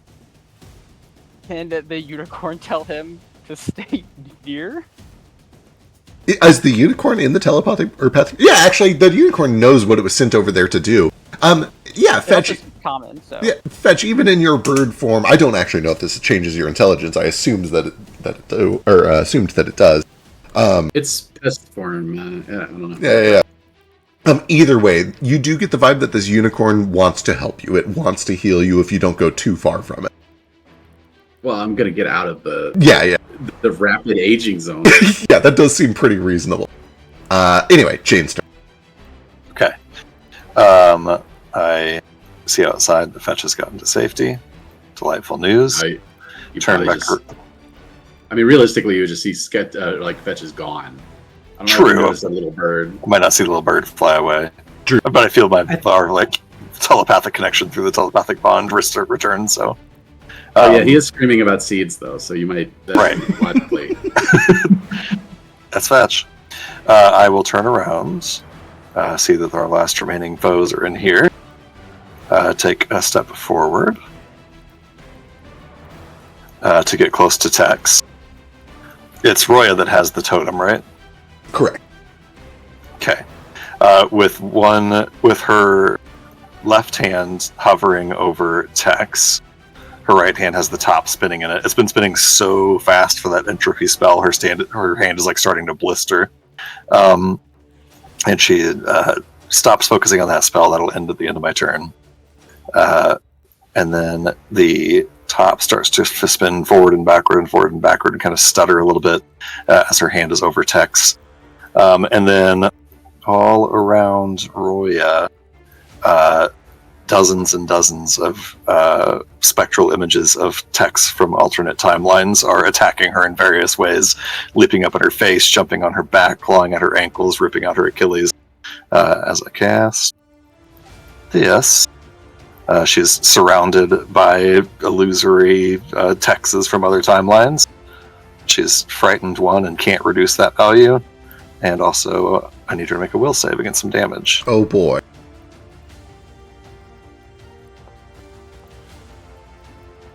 She succeeds, which immediately ends the spell, but she still takes half of this damage. Got it. I don't know if you saw what her health looks like, but Yeah, I did. How is it rolling acid damage by default? That's weird. Bear in mind that's like 100 hit points for her though. right, good Right. point.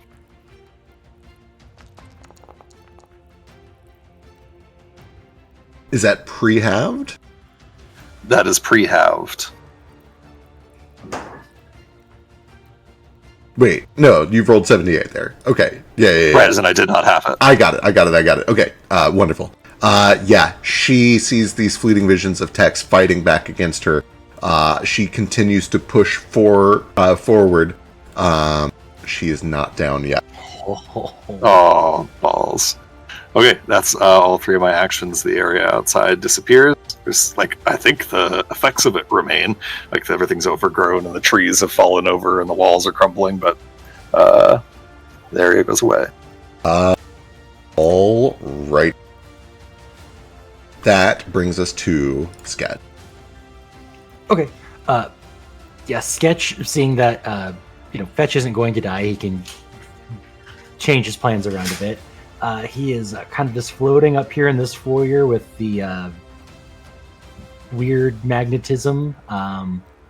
His hands are still coated in lightning, and he's going to...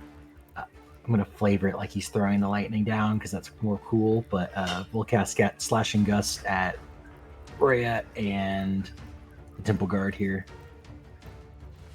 We'll do Roya first. She just does not want to get hit by this ever. Sure don't. Oh no! I'm gonna go jump in the fire now. Hey guys, it's 10 o'clock. Oh my god, That's it's 10 true. o'clock. Oh my god, it's 10 o'clock. It is past 10 if you would like. Roya, die. God. She's fine. She's fine.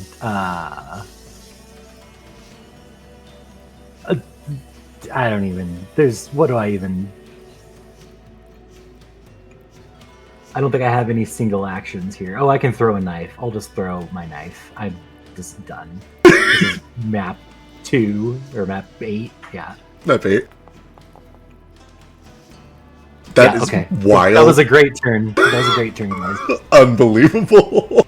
Didn't want me to kill from Tex. I was going to say, it wants Tex to have the story kill. Alright, that does bring us over to you, Tag. Oh, but this fucker's in my way. Just kill him too. You can do it. I don't think I can kill him in one shot and get over to Roya. Not with that attitude. Yeah. Just run along just run along this railing. You're a cat. Yeah. Why does Tex have so many 2 off guards and 1 prone? Because it thinks I'm prone. Yeah. Oh, you also don't have the ghost shift anymore. You just have for the 1 turn. I didn't sustain it. Okay.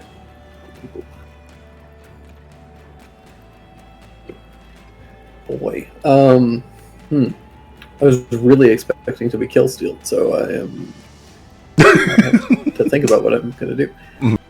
Yeah, you don't get experience if that happens. I tried to kill steal with you as flavor. I just tried to do it because I thought it'd be cool, but no, you should have. She was fuck her. I'm gonna just attack this guy. All right. Oh boy.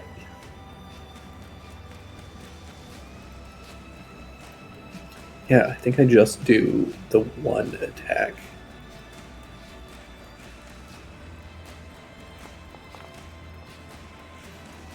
That's a critical hit. 22 points of damage is exactly his hit point. oh, Are you serious, or are you just I'm being nice? completely serious. You got him on the nose. You exactly killed him. Wow. How do you do it? What do you do? I think Tex is just so tired at this point. He dropped his knife, so he doesn't have his knife right now. So I think he just is focused on getting rid of Roya, and so he's not even really paying attention to this guy. He's running past, leaps by, and just basically just disembowels him with his claws as he's running past. Oh, he crumples, clutches at his abdomen, and just doubles over.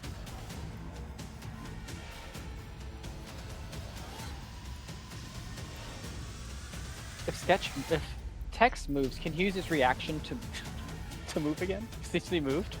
It's a great question. I don't know. Is he his own ally? I don't think you can react to yourself. Yeah.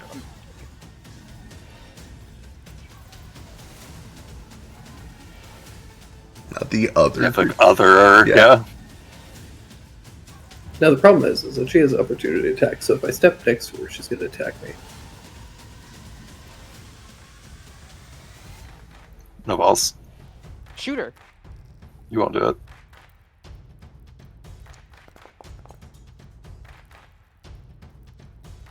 How many 2s and 3s is that in a row? Okay. Oops, all 2s and 3s. All still 2s and 3s. Oh, if she hits you, I can delay consequence and it won't hit you anyway. Hell yeah, love to hear that. Let's go. She also, I didn't want to say anything while you were deciding, she doesn't have reach.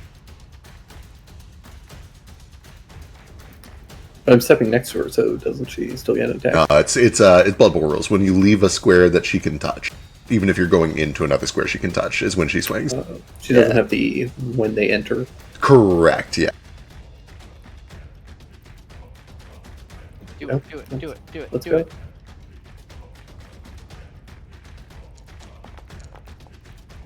She's gonna live. Oh no! I saw a single digit and I got real excited. Fuck.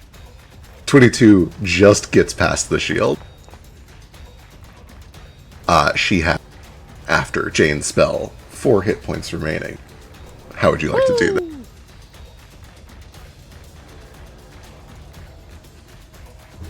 I think we're both pretty fucked up at this point. Tex jumps on top of her, knocks her to the ground,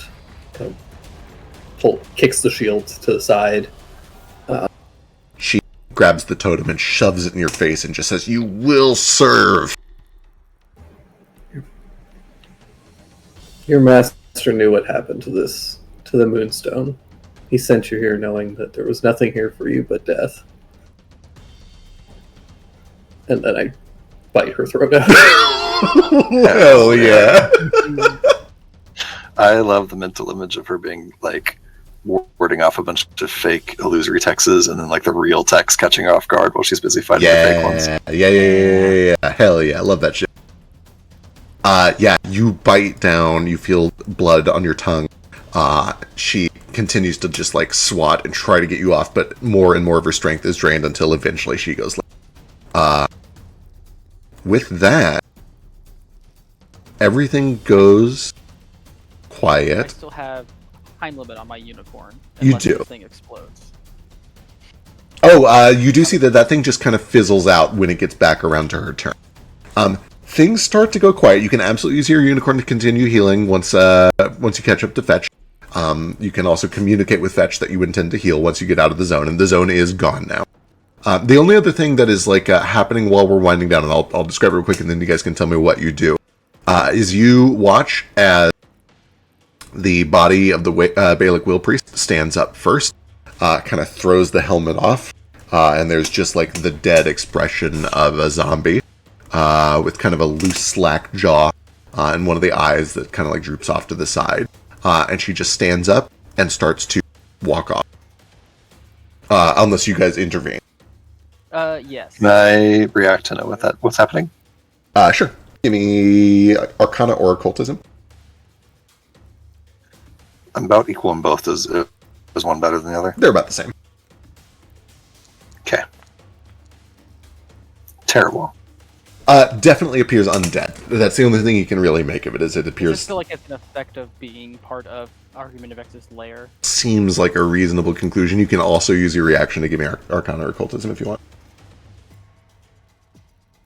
I think I'll just, while you're rolling that, telepathically chime in and say I don't think that's their doing. They have the whole thing in place to prevent being turned undead. I think it's into the sun, but she's not in the sun now, is she? Exactly. I suspect that's Argument of X is doing. Likewise, after a few seconds, you see that Roya starts to stand up again. Tex, I don't know if you allow her to, but... I'll let her. She can replace his dead servants. Yeah, she stands up, leaves behind the sword, leaves behind the shield, leaves behind the totem, and just starts to wander down the stairs. Ooh, can we get the necklaces off of them? You rush over there and try to get the necklace off. You find that the Bailic priests or the Bailic paladins don't have necklaces on. There is a necklace on the temple guard. Interesting. All right. Can I'll I go ahead and grab that? Yes, absolutely. Can I grab the totem? Yes, absolutely. Okay, I'm just gonna crush it with my teeth. Yeah, perfect. You just start gnawing. Wood starts to splinter. It starts to crack and split. Yeah, and just spit it out and just leave it broken. You have handled ones that do contain power. You can sense that this is empty. There was nothing in it. There's no power to be drawn from it. But you are able to just like crush it and spit it aside.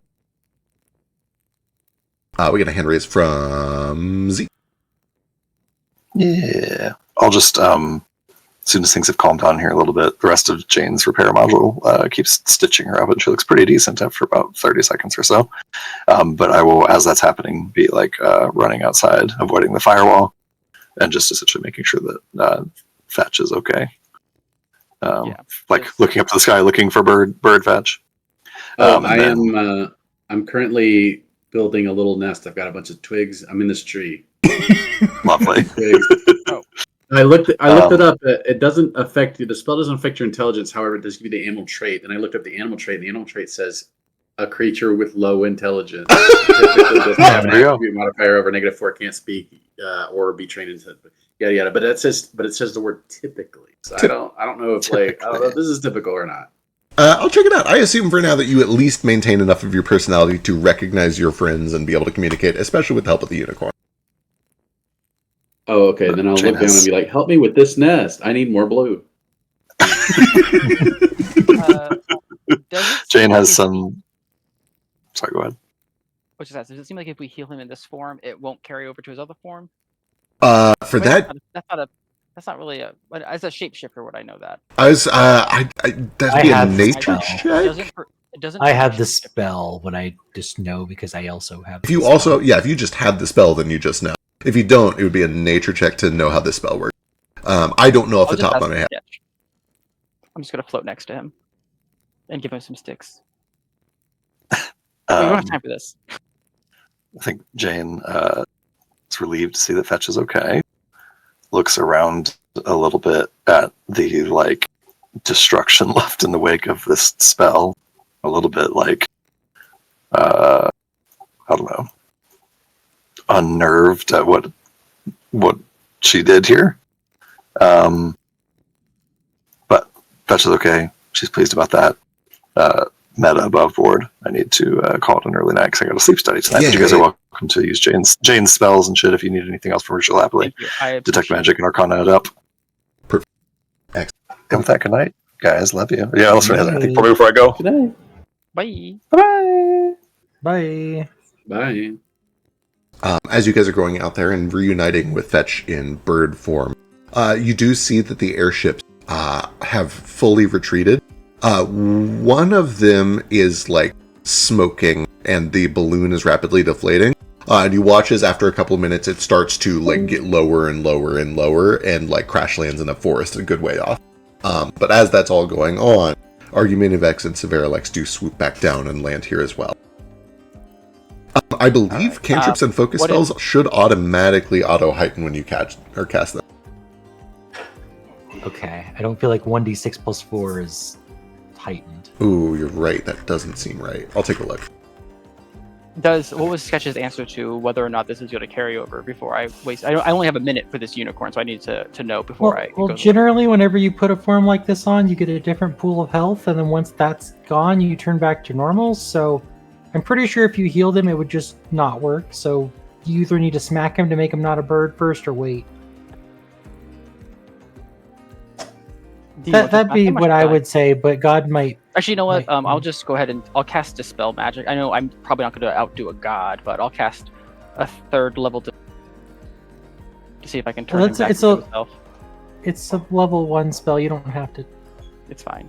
And then I'll use my other action to have a 5th level heal because I forgot this game had a 5th level thing onto him. Actually, you know what? If there's nothing around us, I can just do the 4 Argumentavex and them get down. I'll just have it stand here and just do a heal for everyone. Yeah, you do see that they are swooping down, and he sees you doing a bunch of healing and like lands off to the side just to be safe.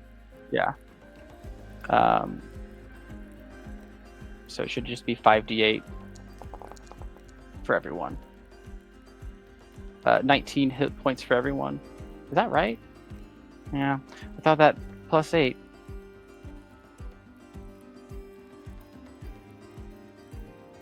To your question, sketch. Every upcast gives you an additional berry, so it's still 1d6 plus 4, but you get that a bunch of times. Okay.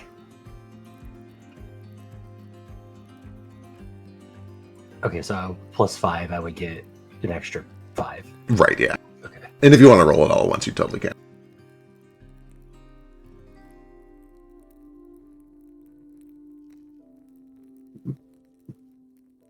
As that is going on, once the big AoE heals are out of the way, Argumentavex does kind of step forward, and he kind of paws at some of the corpses. He looks over at this building and kind of pokes his head in to see what the damage is like. He looks like a bunny. I love it. Kind of like pokes his head in here to see all of this damage. He does at one point find the bones Butler. Of the butler. He didn't make His reaction is it's hard to read, especially in this draconic form. He kind of sets it up and props it up against a wall, but he doesn't seem intensely mournful. He just kind of makes note of it and sets the skeleton off to the side. And eventually he comes back over and he sits down. I take it that they've figured out something. Are you all okay? Just turn us in. Why would I turn you in? You've been nothing but good to me. Why wouldn't you? You got what you needed out of us. What is it that you think that I need out of you? I have a castle, I have more magic at my fingertips than most people can dream of, I'm effectively immortal. What is it that you think I lack here? Well, now you have all of Cyrillin and the Bayless Church breathing down your neck. My question was not rhetorical. I have always had enemies of one type or another. I am in the business of making friends, too. I don't want you to think you owe me anything, but I'm not going to turn you over to Cyrillin. Certainly not Cyrillin. So that I can save my own neck when they already hate me. That's kind of the trick with fascists, and especially religio-fascists.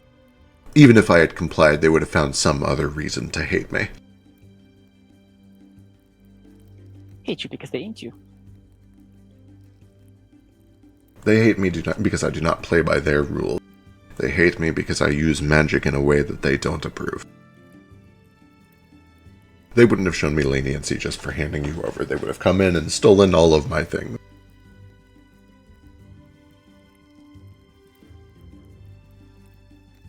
Very true, very true. All the same, this damage will take some time to repair. I'll need to rebuild a lot of my crew, especially these. And he goes over to the, burnt corpse here. Nasty trick this is. I really don't like having to replenish my staff with anyone other than my enemies. But they've made that a little bit harder. There are three Got inside. two of them at least. Oh, that's great news. Wonderful. Wait, did Excellent. this one not rise? Which one? The temple guard? The temple guard? That one has. That one does rise. You're right. You're totally correct. Yeah, a few seconds after Roya, he does rise. Yeah, I think we got the necklace off him that would have made him a beam of sunlight come down and roasty toasty him. Well, I'll have to assess the damage. I saw at least the butler was gone, but 3 for 1 is not a terrible trade. Can he be brought back? Oh, well, in some form or another. I can have another butler within a couple of hours, yeah. Can I help? If you'd like, sure. Well, unless I guess we.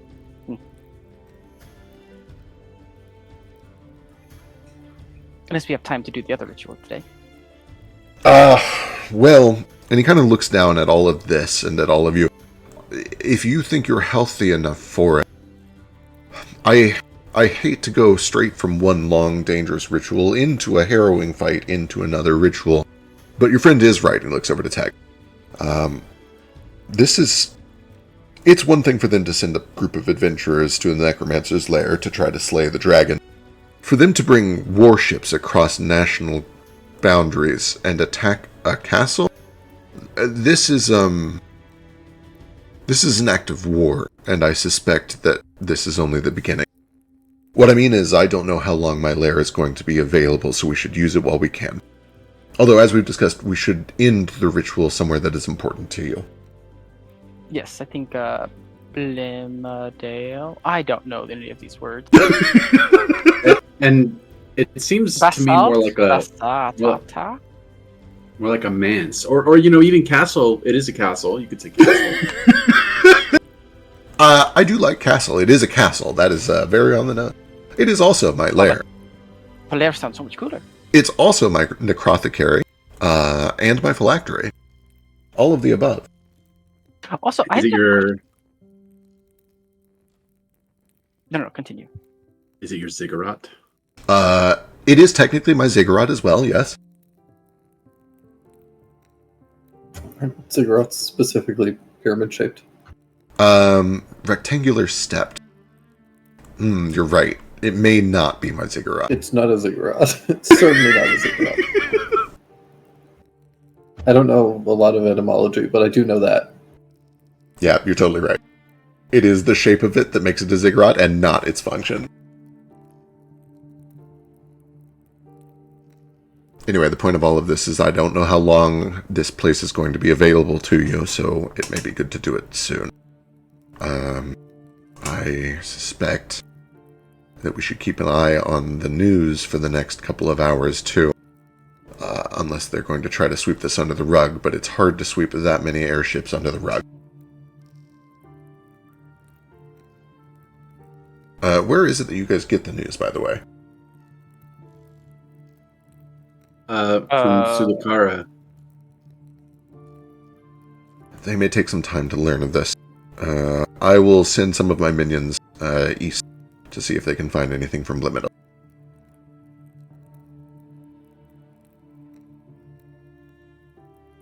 In the meantime, please come in. I will get some healing started for all of you. And he lowers his big head down to fetch. And Severalex, yes, has kind of like swept you up. You look wise, wizened, refined. Do you need healing? Who's speaking to me? This is Argumentavex. This is Dad. Oh no. Oh, I see. No, I'm good, thank you. Evie, can you make my healing potions taste better?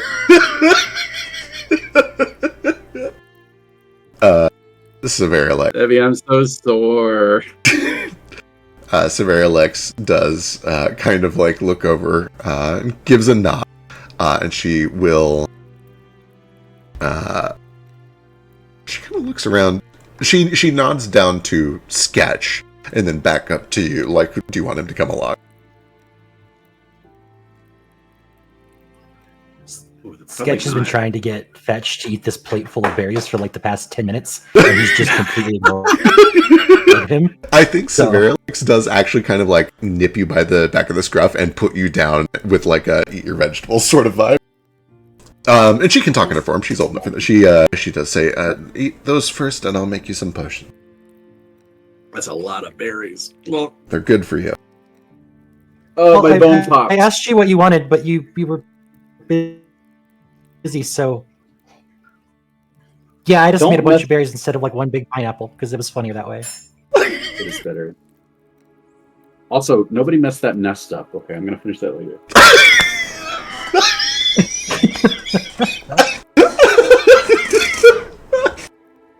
I love the idea that when you like come out of polymorph or wild shape, it's like waking up from a real heavy dream where you're just like still in that mindset for a while. Yeah, I mean, there's like how you get on a track and you're like, and then sometimes you like forget why you're on that track. Like, yeah, I don't remember why I was making an S, and I haven't sat down to think about it. Wait a second, is that a thing that I really wanted to do? Why am I wanting to do that? Is there any better feeling important than the point in a dream when you realize, like, oh, none of this is a real problem. I can be done. Exactly, it's like that. Yeah. Sebby, do you have any blue? I do have some blue. I'll make these ones taste like blue. And as you sit down and eat some of these good berries that Sketches provide, you do, as you sink your teeth into the first one, you feel your heart for the first time since this all started, other than the brief stint as a bird. And as you heal bit by bit, you watch as gray hairs start to fall out and be rapidly replaced by golden, fresh, young hairs. You feel your cheeks fill out. You can feel snapping of your bones as the joints kind of pop back to their youthful state. It's slow. Even once fully healed, it is not entirely gone. But you do notice that there is at least some immediate reversal of the aging as you get some healing. When it is all said and done, you do still look a good, 10 years older than Sketch. Sketch, he looks like your dad. It's almost uncanny how quickly the resemblance shifted. Better tail, though. True. That is true. He has all of it. Eventually, Cyrilix does kind of fly back down and says, "All right, I've got some blue for you. Come with me." And she... Oh, my knuckles. Is this... Ugh. It's all that joint pain. does anybody else... Don't you have to pop your knuckles? They say it. Cyrilix does say, "Oh, I thought that was a myth. Are you sure?" No, I'm actually not sure at all. But I kind of You're rub cutting it in a out. little bit until it wears off. No one cares, Lush. No, I'm kidding. I'm sorry. You are cutting in and out a little bit. But we're getting the vibe of it. It's just coming through delay. Yeah, you're right. Better safe than sorry, I suppose. Okay. I'm going to restart. I think my USB ports are all dying. Got it. Okay, good luck. Anybody else want some blue? Is Not going to need all of code it. for healing. Blue is code for Oh, healing, blue. yes. Oh, that may be what she took away from it, but I was talking about some blue objects I can put in my nest to attract a mate. I understand. I see. Got it. I assume healing me is a moot point at this point, right? It kind of is, yeah. You guys are in the lair of a necromancer. You guys are able to get healed up. A necromancer and an alchemist. Over the course of the next 10-15 minutes, you guys guzzle some potions and get a little bit of magic healing. You guys are all healed back to full. I thought we settled on calling it a ziggurat.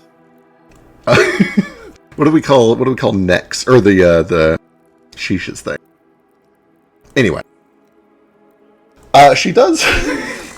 There's a point when you are up in her enormous room, Fetch, where she's like, are you actually want to finish that nest? No, I thought about it. That doesn't make any... I don't care about a nest. I don't know what I was thinking. Oh. Well, I mean, I don't want to dissuade you. I admit of the 4 primary schools of magic, nature is the one I know the least about. And so if you were still having some sort of an instinctual urge to do what you had done after being polymorphed, I was intrigued. I have blue thread. I don't even think I know how to make a nest. Like, what did the sticks just sit on top of each other? I don't understand. It's not like weaving a bat. Birds can't weave a basket. Well, no, it's not necessarily weaving. It's more, you make kind of a bowl shape. You typically gather gold or something else that is of high material cost and sentimental value to you. And then my understanding is that you lay your eggs in it and then you sit on it for about a decade. That does sound right. I'm a master in nature, and that sounds exactly like the way birds work. Yeah, I do believe that birds have a little bit of a shorter gestation period, but I don't actually know off the top of my head what it is. Maybe 1 year. They do that all with their mouth, with their beak. It's unbelievable, actually. When I was the children in my village used to do basket weaving. The women and the people who weren't hunters and the older people, they all weave baskets. We had 2 hands and also toes and also our mouth to help with that, and we had thread and technology and knowledge, and a bird just does it with a beak? I don't understand. And they use sticks. Yes, they don't even have magic, let alone hands, or a polymorph form, or a humanoid form. Toes? Yeah, to hold like the string or to hold the like position the basket so it doesn't move, or whatever. Okay, that makes sense. All right. So this may be a little bit dense. I need to go make sure that the castle is in order, and it also sounds like perhaps prepared for more danger. It sounds like they're going to be doing a ritual, at least for the next couple of nights. What I mean is, let me make sure that things are in order, and then if you want some blue, I can get you some blue. I'm just gonna chug these potions. Did you spice them up for me? No, I mean some blue. And for my nest.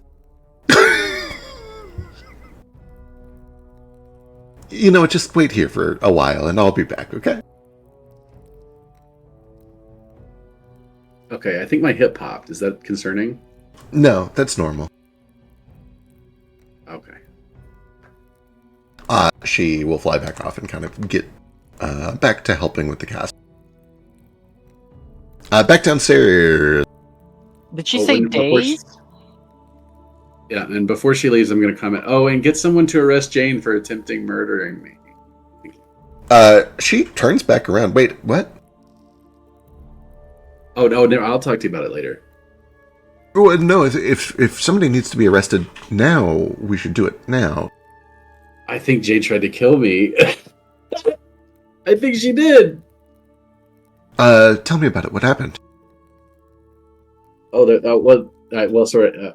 Not to take up too much time, and in character, I explain from Fetch's perspective exactly what happened. The area of effect spell that affected that like big area and aged him. I don't think he saw anyone else being aged, or, I mean, he was also very focused, so he's not sure. But at the same time, I don't think he's like fully convinced it was a murder attempt, but I think it was a little. He's not sure. Right. He wants her to answer for it. She kind of like gets a similar vibe where she's like, oh, it sounds like maybe it was bad judgment of an AoE, but it also. Do you explain that you've had like past tensions with Jane? Do you explain anything from the lab or anything like that? I'm very vague about it. I only say that I'm very suspicious of her for a couple of reasons. Okay. That's good to know. I will be cautious around her, at the very least. If you want me to apprehend her immediately, I'll do that. If not, I can. For trying to take out witnesses, and nobody has witnessed more than me. I understand. Actually, why don't you come with me if you don't mind, so I can keep an eye on you? I'd hate to. You should stay where I can see you. Okay, I'm just gonna climb on her neck like a baby possum. Perfect. Yeah. She eventually flies back down. There is a little bit of a montage over 30 minutes, an hour or so of just kind of the initial cleanup here, putting out fires, making sure that people aren't trapped under there. You do find that there are a couple of skeletons down on the like basement level who had fallen under some bookshelves that got knocked over that had to be picked up off of them. But they're otherwise fine. You assess some of the damage here. The biggest casualty to his staff is, again, the butler. And he does gather up all the bones. He switches back to his humanoid form and gets some of the other servants to help. And even just like gathering them up, many of them just crumble to ash. And he kind of sighs and says, it looks like most of the magic has been spent here. I don't think that I can assemble anything from this particular set of bones. But I can make another one. But that can wait. In truth, I don't know if I'll need to restaff this place. So much as what is the term for? I'll need to... Construct? Yes, conscript. Conscript. I'll need to reconscript. I think that I have lesser need for butlers and a large need for, a retinue. Warriors. Yes, warriors. But before I do any of that, let me help you with your ritual, as I promised to do so. If this place falls, I don't know if you'll find another one that is quite as well suited to it, so we should do it while we can. Oh, that sounds good.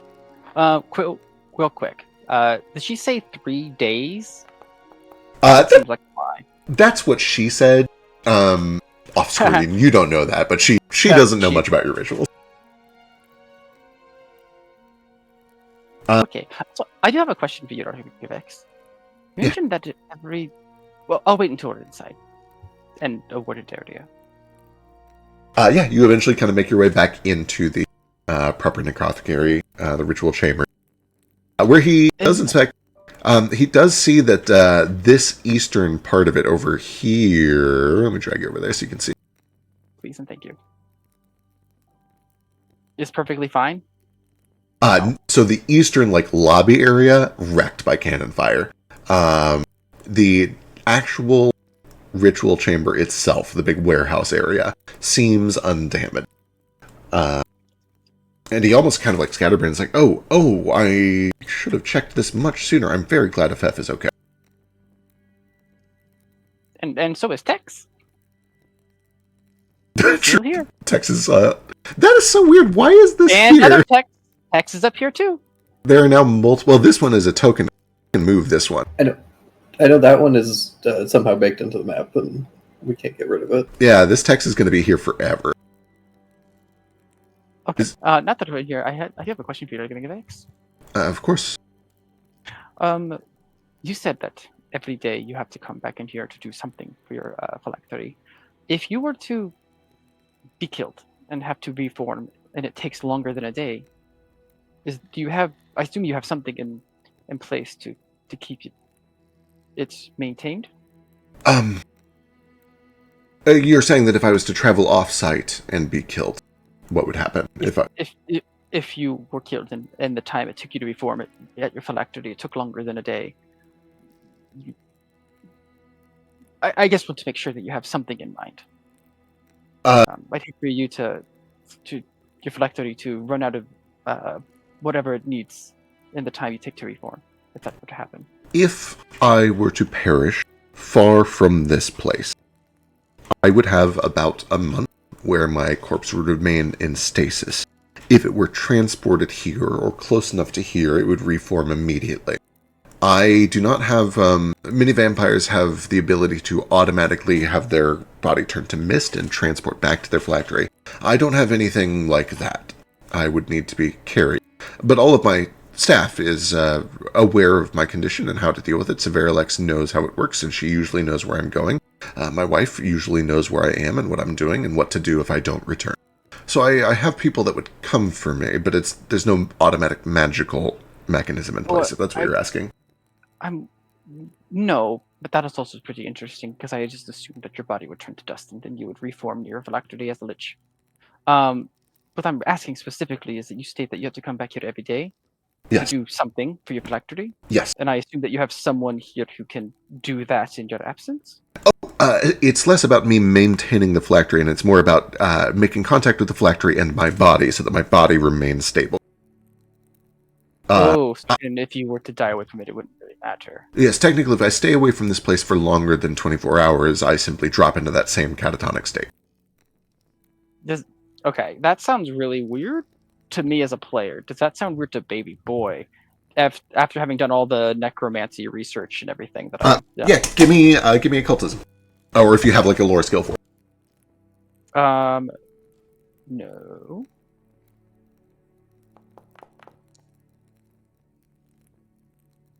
It does sound kind of weird. It sounds... how do I put this? Is he a vampire lich? Even a simple vampire usually doesn't have that much of a restraint on it. This sounds different. The impression you get with 20 is it sounds bad. It sounds like not great necromancy. Oh, how do I ask this without being rude?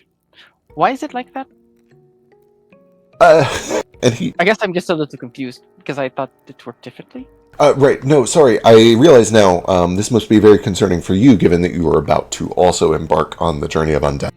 No, let me be very clear. My condition is the result of a very rushed attempt at lichdom. I look back sometimes and I am flabbergasted that it was successful at all. I did this to myself in my relative youth. I was only about 1,200 years old. I had taken up the practice recently. I had only spent about 30 years or so learning it, and it was one of the most useful pieces of advice that I've learned is that your biggest project should not be your first project. You should do many small projects before you attempt something big and important. In this case, I am not just stuck with this decision for the rest of my life, but also the rest of my undead. I have been looking into methods to perhaps redo it, but as I'm sure that you've learned, necromancy is inherently destructive. It is hard to re-necromant something that has been necromanted. I mean, this is true. This could be a fun project. But this is for another time. The wonderful thing is that we have all the time in the world. Or at least I did, and possibly do if war is not on the horizon. Alright, well, perhaps we should get this thing started then. Yes, let's begin. Yay! She said that she had resources for me. Yeah, she will come over and help with the ritual. While that's all going... Yeah, go take care of Neo, because this is probably going to take a bit. Yeah. Neo, what... First of all, how those dice do? I have rolled nothing but 2s and 3s. I don't think it's possible for me to roll anything else. It really has been astonishing, and this is not your first session like that, too. I'm starting to wonder if maybe you're not Drade is not the only person with prescriptive bad luck. Possibly. But mine comes and goes. True. I have really, really good luck and really, really bad luck. It just comes back and forth. True. I seem to remember you had a really bad Morisco day like 2 weeks or 2 sessions ago too or something. Yeah, I think so. It was the one where things happened and I couldn't do anything about it because I just right. Yeah.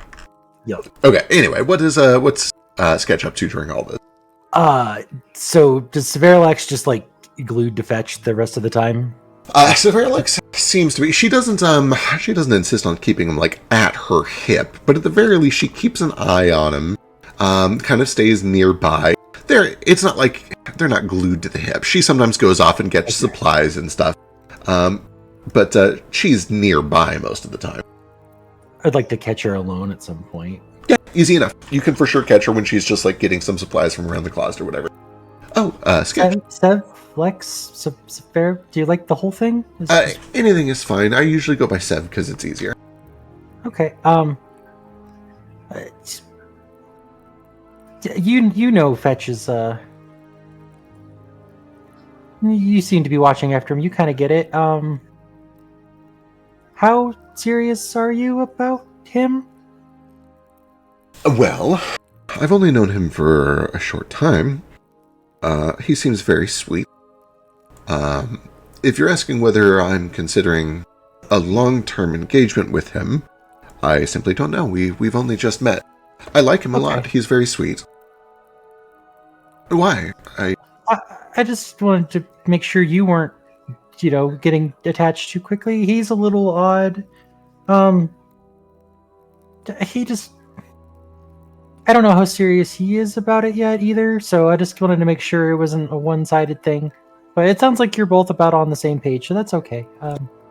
He's a little strange. He's very fiery. He's very brash. Those are nice words. That's a good way to put it. Yeah? You see that there's kind of like a twinkle in her eye when she realizes, oh, this is the intellectual one. I get it now. It's like, yeah. How do I put this? I don't want to give the impression that I'm taking advantage of him, because I don't think that's the case. In truth, I think it is what I'm attracted to. I spent literally centuries of academia surrounded by people who think all day. There is a whole world beyond being stuck in your own head. It's refreshing to see somebody who feels. Even if sometimes those feelings are impulsive, I think it is the impulsiveness that I like. It's the impulsiveness that reminds me that we are at our core behind the books and the art and the clothing and the castles, animals doing animal things. Mm-hmm.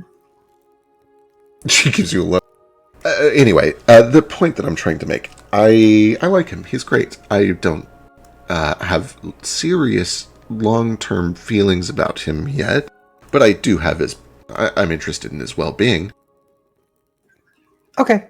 Just making sure you were doting on him a lot, and I just wanted to make sure you didn't get hurt. But it seems like you know what you're doing. You're smart. I actually should talk to you about this too, just so that I can get a thinking opinion on it. He mentioned the reason that I've been staying close to him is that he mentioned that there may be danger from Jane. What do you know about that? Oh, Jane's been helping us for a while now, and sometimes her methods are a bit unconventional, or at least they appear that way. And Fetch doesn't really think much past his nose, so he's misreading it a little bit. I think she means well. That was just a weird AoE gone wrong. He didn't even notice that I trapped him outside with the firewall, so if his chain of logic, I was also trying to kill him, and it was a co-op murder. But it wasn't. I think that was just a mishap. She did try to get him out of it and said, stay within 30 feet of me, and then he did not do that, so... Okay. He mentioned this isn't the first time that there's been concerns, though. Is this there's a history here? Has she seen Jane? I don't know if she's seen Jane. I don't think she's seen Jane's real form, if that's what you're asking. Yeah. Jane uses a magic that's a little complicated and reminds Fetch of the people who took her home from us, so he's got some negative associations with what Jane does, and I don't think he's quite got that she's not with them, or he's being cautious, but probably a little too cautious. Jane's been our friend for a while, so I think he's just being paranoid. Okay. All right. It's refreshing to hear. Although I must say, if he's listening to his gut, then I appreciate that he's trusting it. I'll keep an eye on her anyway. But it is a relief to know that maybe it was just a misapplication of an AOE, like you said. Yeah. I mean, yeah. It doesn't hurt to keep an eye out. You never know. People are weird, but I think Jane's okay. So. Thanks for watching out for him. I just wanted to make sure you weren't getting too deep. We were talking to a love god, but was that earlier today? Or was that yesterday? During the ritual. Yeah, when we went to the moon. You met gods up there. Yeah, there was a bunch of them up there. We met our god, which was weird. I didn't think that would happen. What? That's new. That's big. He's done a lot of rituals. I don't think he's ever mentioned talking to gods before. I don't think he's ever done divine magic. Fascinating. Who was up there? Styx was up there. Bayless, whatever his name is. Ballsack, I think that's what they're calling him. I really wish I had a list of names in front of me still, because I would just hover over them and see what their names were. There was a sloth that had a sundial on its head. Solus. Yeah, it's got a time. Okay. I know that one. The Ratfolk god, Bibbidi Raska. That sounds right, but I have a hard time remembering all the creator gods. There's just so many of them. Yeah, she made good food. That was interesting. She knit it on a blanket, and then you could pull the patch off, and it would become gravy or whatever. That's so cute. I think that's a trend for all creator gods. I think they can all make good food. It makes sense. You kind of need good food to live and reproduce and stuff. Makes sense. She fully takes the basket of shit that she was getting to go do work, hands it off to a skeleton, sits down, opens a book, and grills you on all of these gods for the next 20 minutes. Okay, that's fun. Fetch. She has been around the corner for a little longer than you've expected. If you want to, you can jump in here. I know you got your hand raised. I don't know if I don't want to jump into that conversation. I'm gonna. It's gonna be a segue. Okay, understood. After some time, unless there's anything else that you would like to do, Scott. Nope, I'm good. She will say, "That was fascinating." Okay. You're pretty great, Sketch. Thank you. I appreciate this. This is fascinating. I haven't explored divine magic very much. It's the one that I'm tackling right now, which is why I'm so interested in. I know a decent amount, so if you ever want to talk, just let me know, and I'll see if I can roll better than a 2. Nope, a 4. Improvement. A little bit. Twice as good. Yeah. Yes, twice. Good point. I'm gonna go try to figure out the structural damage. Should probably not touch anything until I'm feeling a little more like myself. But Sure. Let me know if there's anything else that you need in terms of healing, and we'll get you all patched up. But I'm gonna go make sure that Fetch is still okay. I realize I haven't been sitting here for almost half an hour. wow, that was fast. Yeah, good idea. I'll see you later. Bye. She eventually comes back in and finds you, Fetch. Sorry, Sketch was telling me about the gods that you guys talked to up there. Oh yeah, there was a bunch of them. I don't know if they were real or not, or if I imagined it or we imagined it. I don't really know. But it was interesting. I was a woman briefly. That was cool. You were a woman briefly. Yeah, briefly. Did you like it? I think I was also a book. You were a book. Yeah, I was a book.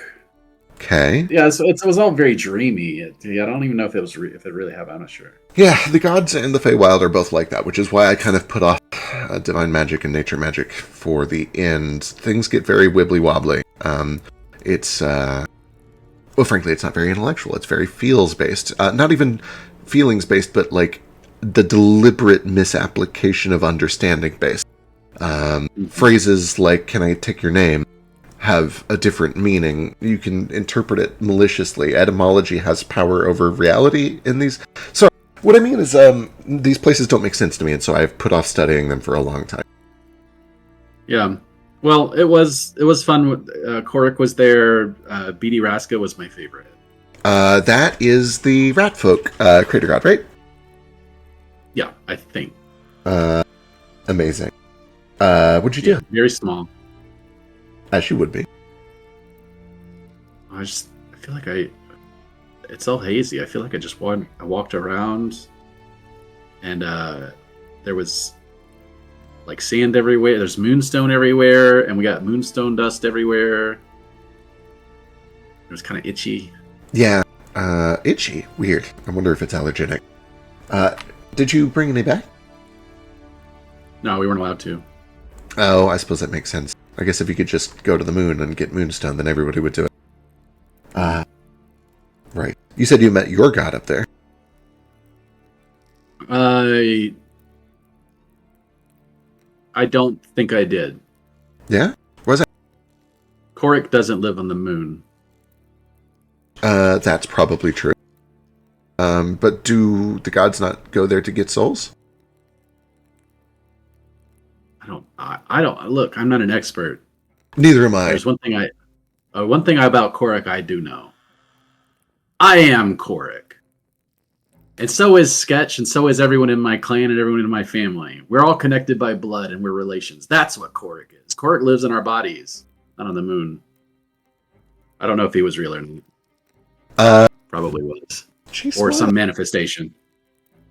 That actually makes a lot of sense from what little I understand of divine magic and the gods. You're probably exactly right. That's why I think it was some kind of hallucination. Perhaps, although there is a fresh living Stygian man upstairs, so some of it must have been real. True. He is fascinating. He talks like he knows a lot of things, and it's clear that he does, but he talks like he knows more than he knows. He seems very sweet, and I've read some of his books. He's put some very valuable information into the world. I wish he was a little bit less talkative. Speaking of talkative, I think I'm about to become talkative. I kind of want to gather everybody in the courtyard. Okay. For a talk? For about 15 minutes. Sure. I can go fetch people if you'd like. Yeah. And Jane has to come. Okay. I do know that Dad and Baby Boy and Jane are in the middle of a ritual. I don't know if we'll be able to interrupt that. But I'll schedule it for after the ritual. Okay, understood. Perfect. I'll let everybody know. A little bit of time passes. Eventually, she kind of comes up and informs you guys that Fetch would like to have a talk when you guys get to a good stopping point in your ritual. We do a little bit of montage. As we're doing this montage ritual, Baby Boy, tell me, what are the first steps of your lichdom ritual look like? What are you doing up there? So the first thing we got to do is we got to make the phylactery. True. What do you pick? What do you choose? I sent you a picture of it. Did you make it? I didn't make it. Tell the audience what it looks like. Tell the other players what it looks like. Let me see if I can find the picture of it, and then I can describe it better.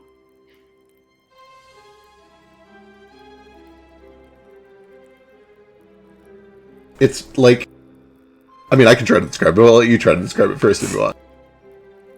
Yeah, it kind of looks like a weird tesseract that is like translucent on the inside. It looks like it's made up of the same type of prismatic barrier that is encapsulating Mare, and it's kind of hollow on the inside so that it can house my soul. It's about the size of a soccer ball, and it has a little like chain on it with a little hook, so it can be like a little charm. Hell yeah. At first glance, it almost kind of looks like stained glass, but then on closer inspection, it's essentially like these colored panes of magical force that are like containing a bunch of energy inside of there. I found the picture. It looks really badass. Okay, where should I put it? You can just paste it into chat here, Okay, I was on my phone. Let me pull this up on the computer. or I can grab it here. Just like copy, paste. So yeah, Instead of all those colors, it's more like probably like a deep reddish, like deep reds and purples, eldritchy looking. Perfect. Let me And go. it's like, I don't know, it probably shifts and moves since it's like, I don't know, a tesseract. Let me go look at what the secondary checks for this ritual were. I forget if I. Does this trigger Jane? I don't think. I think Jane is willing to accept the existence of tesseracts as a mathematical model without having a panic attack. I'm glad this didn't ruin it for her. But if I'm going to be using that, I did acquire some crafting, so I'm probably like pulling out some just weird eldritch tools that probably require me using my tentacles to hold them because they're not made for hands. Excellent. And then I have the Moonstone, which Argument of X will use on me. I guess he's already put some of it on my bones, right? Yeah, part of this process is, frankly, an incredibly uncomfortable medical process where he first gets some poisons to numb the flesh. He makes incisions to make cuts all the way down to bone and starts etching runes into your bones. He goes slowly. He is cautious. He tries to make sure that he does everything with you lucid the entire time so that you're able to give feedback. Unless you specifically ask to be fully knocked out. Although I'm so curious about this. I was going to say, I'm glad. It would be more comfortable to be unconscious, but you will learn more by being conscious through all of this. So I think it is probably for the best if you can tolerate it. The poison will make you very numb. You will not feel much, but it is... many people get squeamish about seeing their own muscles sliced open to the bone. Yeah. I have someone's heart out today. I can feel it. It's like, it feels so deep. Like, it's not quite like scratching, but I can feel it in my bone. Yes, I don't like to think about it, but you're absolutely right. I am etching into your bones. I'm sure it feels very strange. It is during this step of the process where you do need to spend the 1,600 gold or your Moonstone Sliver, either one. Yeah, you said that I'd have some of it left over. Yes, I think I sent you numbers for how much is left over. He is able to shave off and grind down the part that is used and give the rest back as either a sliver or powder, whatever you prefer. A sliver preferably. I have Perfect. plans. Then that is the main constituent, or rather reagent, that is pumped into this tesseract as is completed. At this point, we can go ahead and get your secondary check out of the way. Now, important question. Jane had a spell that gets me like a +1 something, something, something, something, something. And then if I do good at blah, blah, blah. I don't know. Can you post that? Because I don't know if I can use it more than once. I'm looking through here. I know for sure she has at least the Diviner's. Yeah, and then I Sight. don't know what type of bonus it is. And then you also said in the message that you sent to me that Moonstone would allow the ritual to happen to Machiner and with a status bonus to ritual checks. What would Yes. that status bonus be? Checking. I believe it's probably +2. Oh, not the Diviniverse site. It was the one that like, gives her like she predicts that I'm going to have a +1. Oh, yes. And then if I do, it's good. I I get a +1. Prophet's Luck. Or she produces I'm going to success, and then she gives me a +1. What type of bonus is it from the? Prophet's Luck Is it like is a status bonus. okay? And then what about the Moonstone? What type of bonus is it? Moonstone is also a status. Or sorry, it's an item bonus. I already have. What is it? Because I already have an item bonus from something else. Your item bonus is from your cowl, I believe. Yes. Yep. It is a +2 item bonus. So it's the same. Yes. Also worth mentioning before we do all of this math, the secondary check. So you can't do the primary and the secondary check. So I can because I have feats for this. Oh my god, what do you have? I am a ritualist. It's like my whole thing. Let's see it. Let me show you after I can find where I put it. Look at me about to slap rules on you. You don't give a shit. I don't care. I've done my research. I've done my homework. Well, this is the efficient ritualist. I don't know where. Oh, here. Ritualist dedication. I get a +2 for both. Efficient ritualist. Hold on, I have so many ritual stuff. Let me see if I can find it.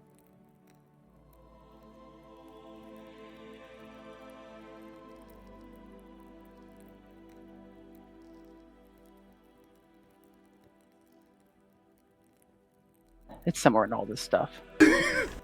Are you telling me there are a lot of feet? I have so many feats, and they're all so confusing. But what if they all also had very similar names? Yeah, I have efficient ritualist. I have ritualist dedication. I have assured ritualist. I have resourceful ritualist. Assured. Those are such hopeful names. They tell me exactly what they do. Right. I know I have one that lets me do. Yeah, if you are the. I know I have Assured. it here somewhere. Assured Ritualist lets you like. Yeah. If the secondary fucks up, you can fix it. I know 100% that I have one that lets me do. I can cover one of the rituals for someone else for like a secondary ritual. I just don't know which one it is, but I know 1000% that I have it. Give me 1 second. Yeah.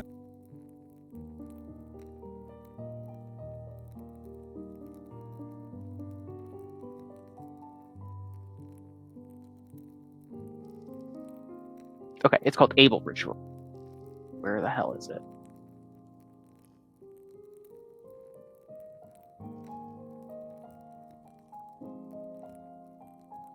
I don't see Able. Because I know I had it. I like know 100% that I had it. I don't know if I accidentally deleted it, but I know I had it. Yeah, I have a class feat that went missing, so I don't remember what it was. It's just an empty slot now. Yeah, I might have had an empty slot and tried to fill it, but I know I had Able Ritualist so that I could do the secondary. Okay. I do trust you. You've done a very good job for this whole campaign yeah. of keeping track of your character sheet. So if you know that you have it, we can figure out where it went I might later. have to. I'll dive back in and I can throw out one that I think that I might have maybe accidentally replaced it on accident. For sure. Either way, you can go ahead and give me your secondary check today as you actually build and imbue the Moonstone into your phylactery. Okay. I assume this is probably crafting, but it can be occultism if you would prefer, or arcana. Shut up. Also, does my assured ritualist work for me? Because like with the Able Ritualist, I would be the secondary. Could I then turn a failure into a success? What a great question. If you're the primary caster, which you are, after all the secondary checks are rolled, you can choose one that was a failure. Yeah, you are the primary caster. It doesn't say you can't not be the secondary caster as well. So yeah. Also, before you decide what to roll here, whatever you roll for this, you can't use for your primary check, which is arguably much more important. So save your good one. Yeah. Okay, I'm gonna do crafting. What was the other thing you said I could do? Crafting. And spin the moonstone. You have a +2 status from the moonstone. Or sorry, +2 item from the moonstone. You got a plus circumstance from your feat. You have plus status from Jane. Okay, that's a failure, so I'm going to turn it into a success. Okay, you get a regular success, which gives you a +1 on your primary when we get to it. +2, so it doesn't really matter. Okay, perfect. At the very least, you don't fuck up your secondary. You make a fully functional, satisfactory phylactery for yourself. And then, so how long is this supposed to take? Because I do have the ritualist that makes things happen. I can do it faster. So normally, this has to be done over the course of 3 visits, which have to be spaced at least 30 days apart. You already did the first one. This is technically the second one. We're going to accelerate it because of your resourceful or your speedy ritualist thing, so that you can do your next step in about 5 days. Your final step in about 5 days, instead of 30 days. I thought you said it was faster because of the moonstone. Oh, you're right. Compounding issues. We'll cut it in half again to 2.5 days. So 2 days of rest, and then you can do your last step, which normally you'd have to wait 30 days for. Okay. So I guess we can just twiddle our thumbs for a few days. We'll montage it. I'm not going to make you guys play out 2 days of sitting in this castle doing nothing. Okay. With that said, when you get to the end of your work today, Fetch does kind of mention that he would like to gather everybody in the courtyard for a talk. Also, before that happens real quick, Tex, have you been up to anything particularly interesting while you're here, or are you just kind of chilling out? No, just licking his wounds. Understood. He got shit kicked. Yeah, I was going to say, I think that is the most, harrowing fight that Tex has had since this adventure started. Certainly the first time since you've gained your ability to not go down that you've actually gone down. Okay, then eventually night comes, or evening comes, and Fetch has gathered everybody before dinner is served for a talk in the courtyard. Fetch, do you want Arguminivex and Severalex to be there? You want Prospero to be there, or is this kind of just the party members? Who's here?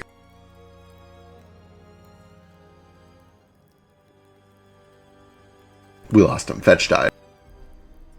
Rip. Oh, I was muted. Whoever wants to come, as long as Jane is there. Perfect. It is worth mentioning, Jane, the player, is at a sleep study and cannot be here, but the character can certainly be here. I know. It occurred to me after I had requested the time, but before now, that this is actually not going to work. So now I'm kind of in an awkward position. I wrote a speech. We can flash back to it next session when we have Jane back if you'd like. Maybe I would tell you what. Maybe I can do this as a cliffhanger at the end of the session. I don't know if we're at the end. I do like that. I do this. Yeah. And then we can have Jane respond on next session. Love it. Okay. Perfect. Then we'll kind of flash back to this at the end of the session, and you can give your speech, and then Jane can respond to it, or you can just save the whole thing for next session. Okay, perfect. Don't expect anything super serious. I built my expectations so high, Biscuit. It is important. I think it's important. Excellent. I'm excited. We cut through a couple days of montage. It's worth mentioning that when night does finally fall and everybody kind of settles in for the night, Severalex does say, okay, this is what I meant by get you some blue. And then we fade to black. And then... Get you some what? Blue. I love blue. Oh. She's blue. She's blue. On the third day, or the middle of the second day, or whatever it is, we cut back into the ritual chamber, where you're essentially doing the last bits before you need to go to the place that is of special importance to you. I also need a shovel. Need a what? A shovel. A shovel? They have so many shovels here. We can get you a shovel. Where we're going, heads up, everyone. I have to exhume 2 bodies. I wouldn't worry about it. Oh. Yes, of course. I have so many shovels. You can take a shovel. Do you want me to bring crew with us to do the exhuming? Oh, that would be great. I am so bad at doing this. Is this a place where they will be killed on sight? it's a graveyard, and so maybe it's best not to bring them. Right. I will just bring shovels then.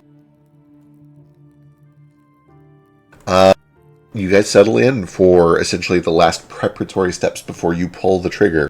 What does this middle phase of your ritual look like? What's going on for Baby Boy? There's more bone etching, but is there anything else that Baby Boy is doing that is specific to like his flavor of lichdom? Because you've put kind of an occult twist on a normally arcane practice. You're bringing your own understanding of this ritual in. Yeah, I assume that a lot of the symbols are probably more like eldritchy symbols rather than the normal arcane symbols. Yeah, Bear's probably helping. He probably is like, I don't know. We're probably doing our best to describe these symbols without like telling him any forbidden knowledge. You know, for sure. And for what it's worth, he has an okay understanding of occultism. Arcana and occultism are kind of the closest of the two schools of magic. They both work around the concept of just pulling mana out of things. The question is whether you're pulling it out of the weave or out of object as a sympathetic residue. So he understands some of the principles. It's just weird. Instead of just like grabbing raw red mana from a red ley line, you're pulling like red mana dust off of a rat's skull or something like that. It's weird places to fetch things, but it's all ultimately kind of sculpted the same way. I guess we're probably pulling them out of like, probably having my little gravitational anomalies pop up and probably pulling the sympathy out of them. Love that a lot. So there's these little dotted, just like black holes, these spatial distortions, light bins around them in this chamber. It almost, you've been in a couple of these caverns now where there's twinkling lights that drift around, and when you touch them, you like pop out in another place. And it almost has the inverse appearance of that, where it's like little Christmas lights, but they're black holes instead of white stars that just fill this chamber. And sure enough, there are times when they like drift a little too close to a stack of papers, and you watch the papers get sucked in and then just like ejected halfway across the room. And he goes over and picks them all up. And with Mare's help, you have a lot of experience keeping these kind of under control, but this is also a very arduous and painful process. It's not just physically painful. You're feeling your magic start to strain your body. You're feeling your body reach the limits of the amount of mana that you can pump through it before it starts to cause nervous burnout, essentially. Baby Boy's probably pretty strained by this. You not used to this amount of his magic coming out. Certainly, and even with Mare kind of there to help shape this and sculpt it, the rest of you can tell that by the end of the second day, Baby Boy looks emaciated. I don't know if you're wearing your suit the entire time for this, No. or okay. Yeah, I also just for flavor, I assume that the emaciation probably more happened at the last part. Most of it, yeah, but certainly some of it is already happening through the strain of just getting things ready for that.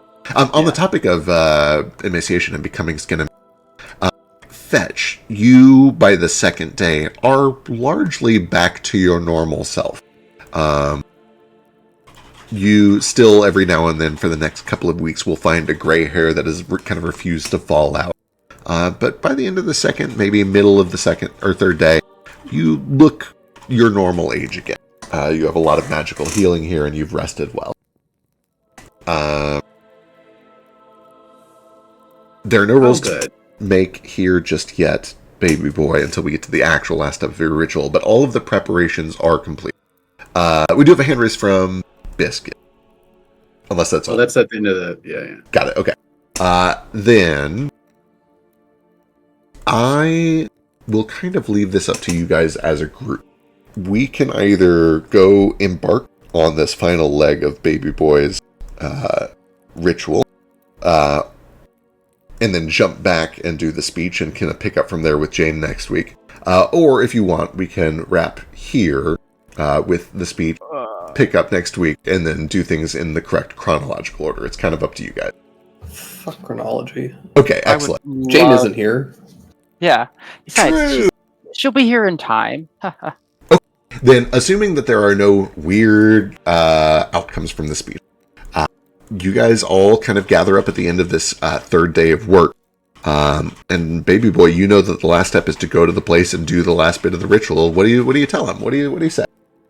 All right, so we have to go to a place that's very important to me, and the place that is most important to me is, well, one of the most important places is the place that I met Bear. So we're gonna go there. It's in Basatatata. I Clearly think I very know. important too. Mhm. Listen, I was like 5. I don't even know the name of the town. But before that, I would like to see if I can find my parents' grave and mine if they made one for me. And then Must exhume their bodies. For the record, I don't know if some people might know this just with society checks, and I think it's also come up a couple times. Basatat is on an island out to the east, the Whistling Isle, which you guys know is actually pretty close to where the other group was going for Luteon. They're somewhere up in here. You guys don't know there's a big blue X over this island. Out of character, you might. So you're not too far from where the other party's at. Oh, Assuming you get over there.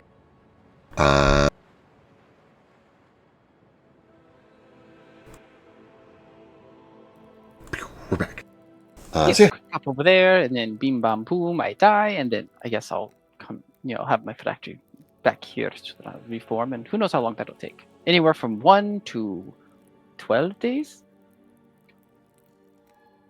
So I might be out for a while. 12 days? Yeah, maybe.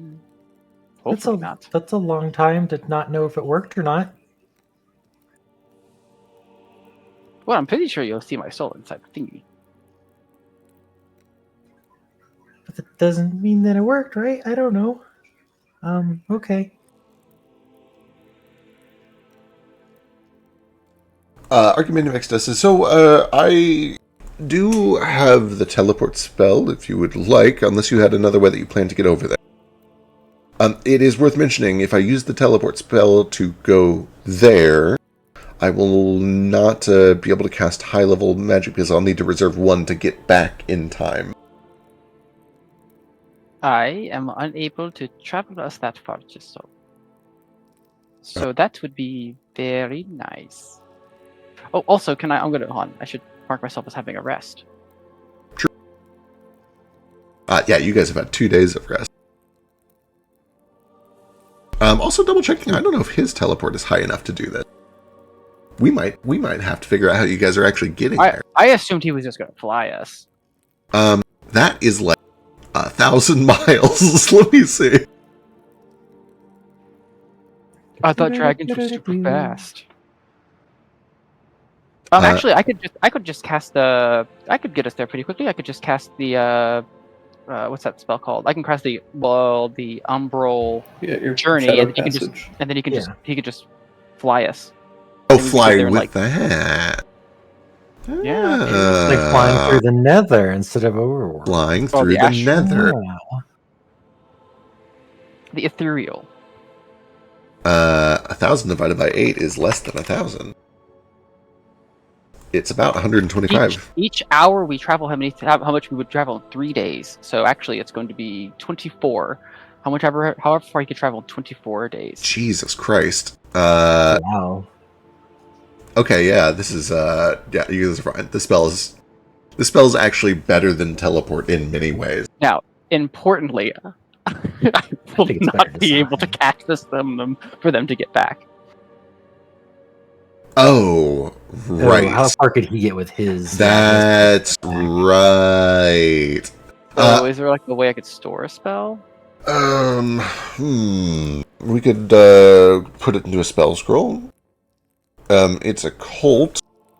As long as one of your friends is willing to cast it from that scroll, I will pay for the scroll, of course.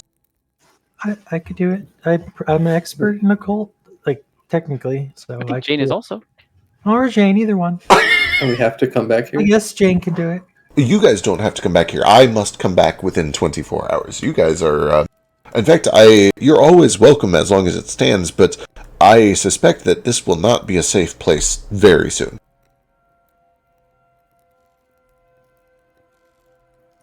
I assume that I will just reform here. I will leave my stuff here, and then after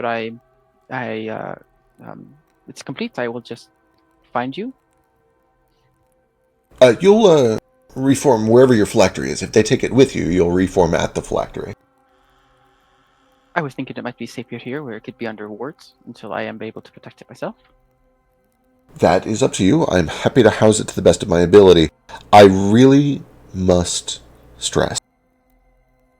They brought 2 airships and about a dozen soldiers on what I am interpreting as a scouting mission. I am on the northern borders of this country. I am a necromancer, and if my reports are correct, they're framing this entire thing as a necromancer attacking state assets.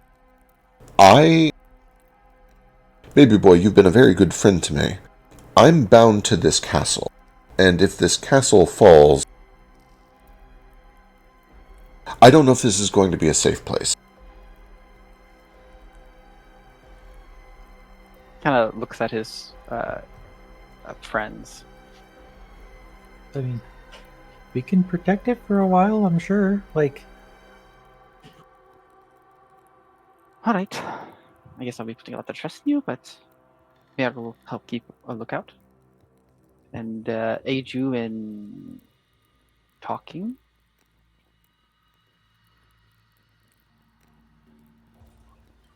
in talking?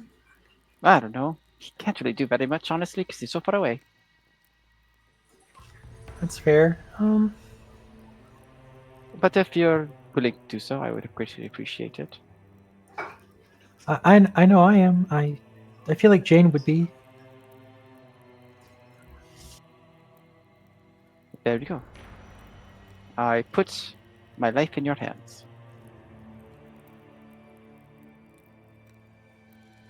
Perfect. He will spend essentially... Unlife. He will essentially spend the rest of this last day working with you to craft a spell scroll of your Netherflight spell, Ethereal Journey, which he will then hand over to Sketch. Yep. I can leave whenever. If you're ready to go tonight, we can go tonight or in the morning. All right. If we go now, we'll be able to see Mare in the sky, and also we could probably be easier to exhume a grave when no one's there. That is probably true. It is a little easier to dig up graves in the middle of the night. And I have like 9 lanterns, so we should be able to see super well. It's great that you thought about that. Well, actually, it's probably because I was trying to burn down Federnex's keep, but I only got to throw one of them. Okay, sorry. I just got done processing the one crime that you did against the entire state of Cyril. You tried to burn down Federnex's keep. No, well, I was going to, and then people were like, "No, baby boy, don't do it."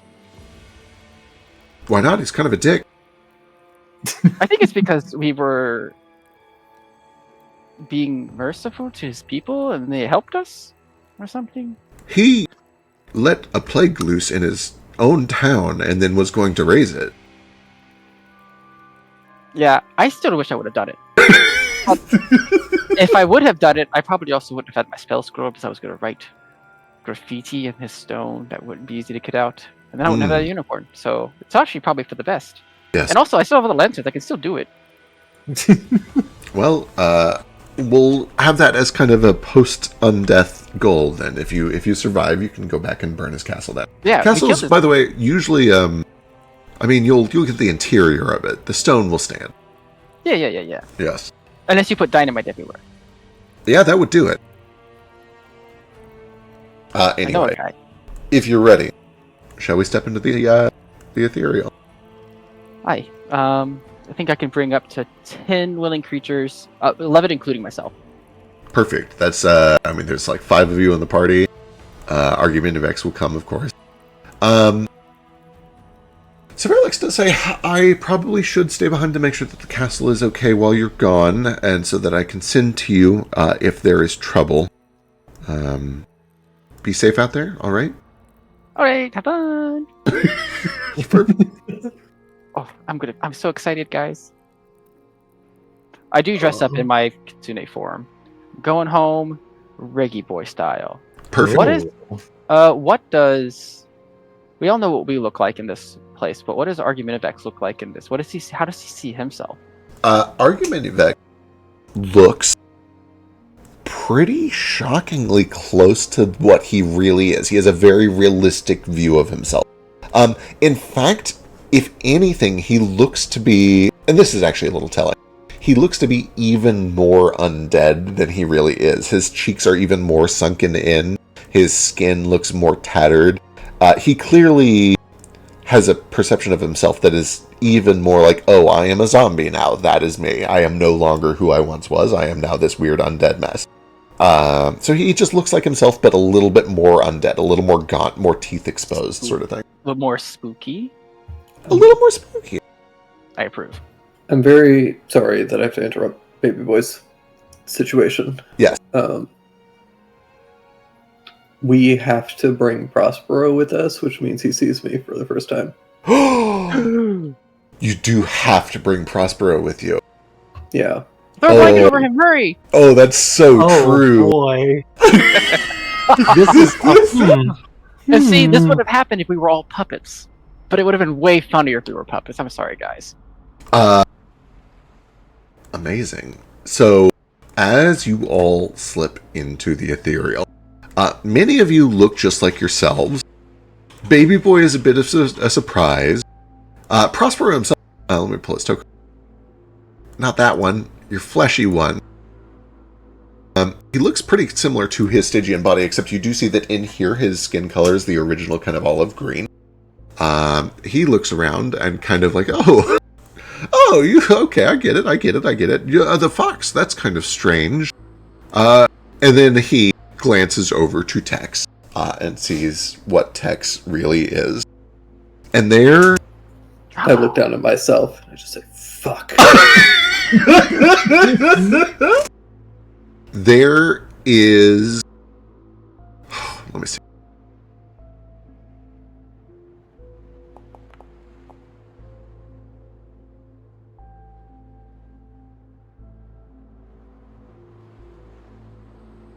He stops. And he kind of is just at a loss of words for a moment. But then he reaches to his satchel and he pulls out sheafs of paper. And he just starts flipping through them. And he eventually kind of reads a couple of them over and sets the rest back in and then stuffs it back in. Oh, what you got? Oh, nothing. I'm just piecing together like something. Never mind. And he eventually gathers the courage to look you in the eye, Tex. And with trembling hands, he steps forward. Just one step, as if to show that he can do it. Not to you, but to himself. And he says, you were not a daemon of guilt, of atonement, of making amends at any point. Why? What? Why bring me back?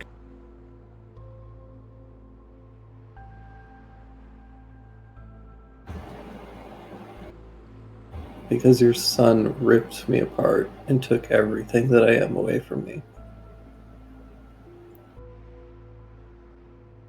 And for whatever reason, when I found out who he was, this was the only thing that kept gnawing at my mind.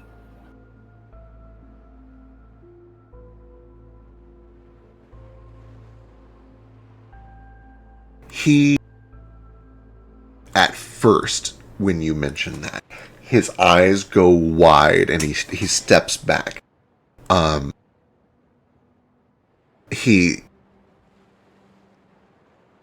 It's easy to read on his face that he interprets this at first as this is an even longer revenge. This is that you're doing this to hurt one of his sons. He doesn't know for sure which yet.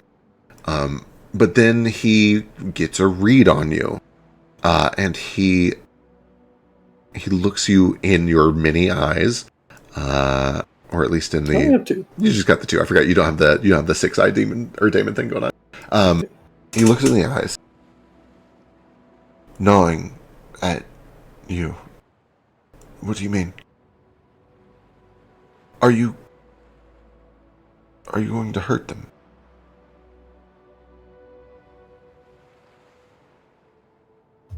I probably should.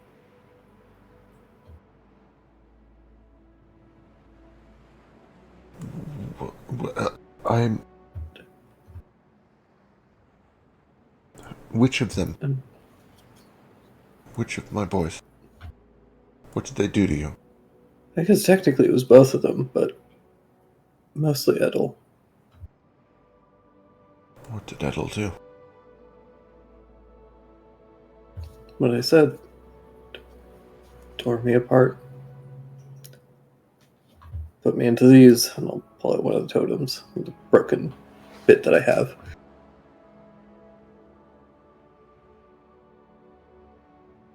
You watch as he looks down at the totems, and then he looks down at his own hands, and he gives up on stoicism. A couple of tears roll down his cheek, and he looks back up. He hurt you because of... And he puts his hand over his chest. Because of me? You'd have to ask him. Will I get that chance? Ideally. Assuming that this little venture doesn't get us all killed for some reason. And when you see him, you're going to take him far away. Because if I see any of you again, I'll kill you. He seems astonished that he is even being given that option. His eyes go wide, and without saying a word, he nods emphatically. Never again. You'll never see any of us.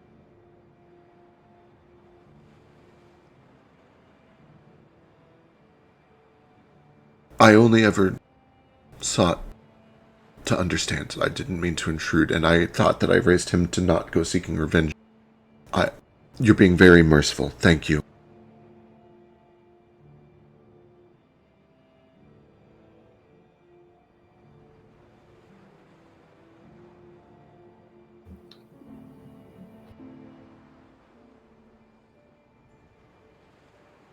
He...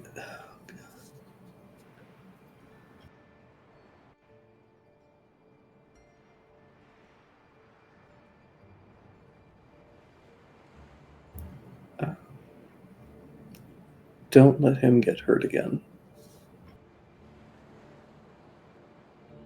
He nods. Prospero, his eyes for the first time peel off of Textoris. He's willing to look away for the moment. And they dart to the rest of you. And the rest of you see fear, but more than fear, there's a disbelief and a confusion. Without saying a word, he is begging for an explanation. I don't even know if it's immediately clear to all of you what he needs an explanation for, but he looks like he doesn't believe or understand something about what's going on. But he doesn't have the nerve to say anything about it right now. He's just scared and compliant. He's following orders. Argumentavex, kind of seeing all of this, says, "Are we good to move on? It's a long flight." I believe so. At least I am. Let's get this over with. I bet no bird has ever laid a nest In the spirit world, I think you have to be female to lay an egg.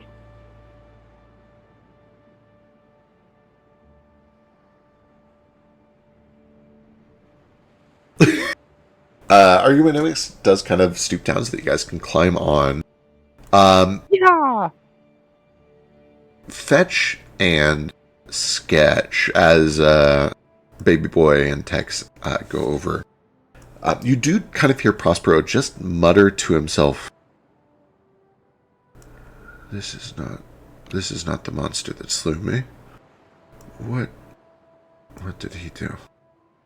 Just kind of to himself, and then he goes to step over towards the dragon. You turned gay for your son. I don't say that. You guys all It's not my business. climb I think aboard. it. You think it? Perfect. You could say it. Can I, No, I already rolled for it, and I decided I rolled high for not doing that.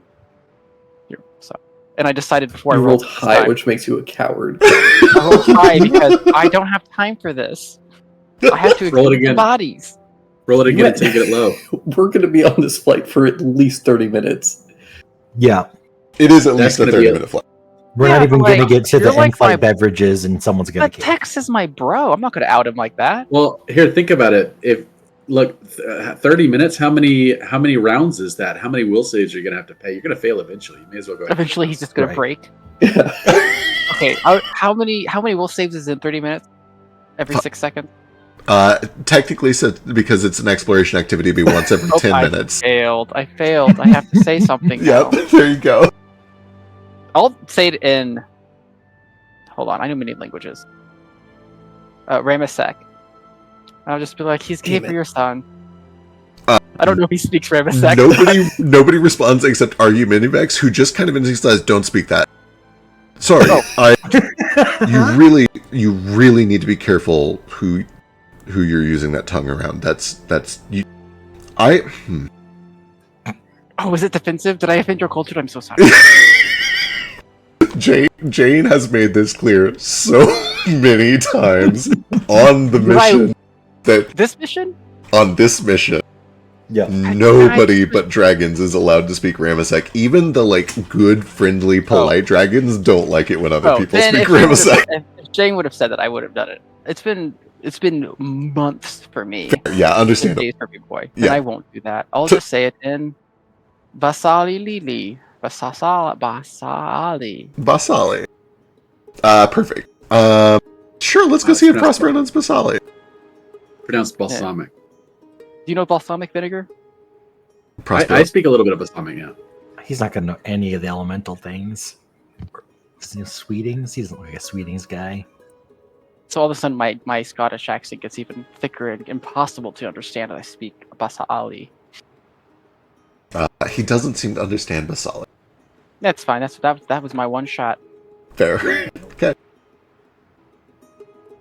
His son can tell him. Prospero has been re-alive for about 3.5 days now. And during those 3.5 days, he has talked incessantly. He has seen the world, he has seen every monster, and he loves to share what he has learned. That is his passion, is to tell people what he has learned, to spread his stories and his adventures. And as you sit on the back of this drake flying through the ethereal, Prospero sits in silence for 30 straight minutes. It's like staring off into the distance. Staring No, at he's staring at the back of Tex's head, almost unwaveringly.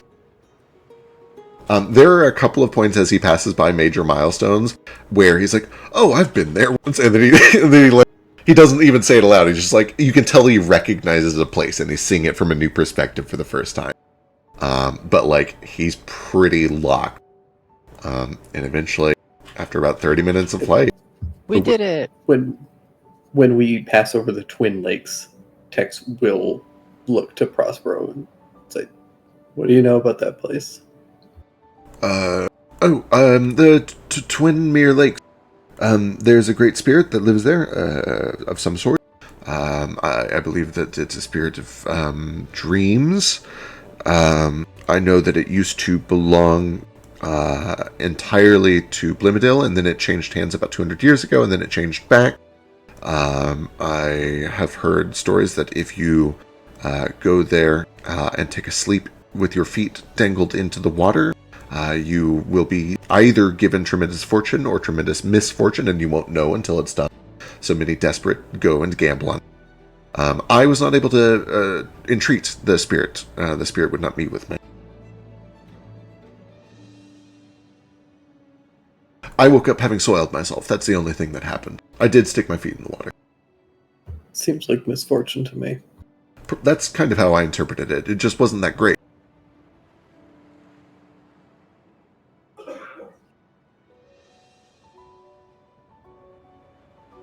Is it somebody that you knew? Do you know this spirit? In passing.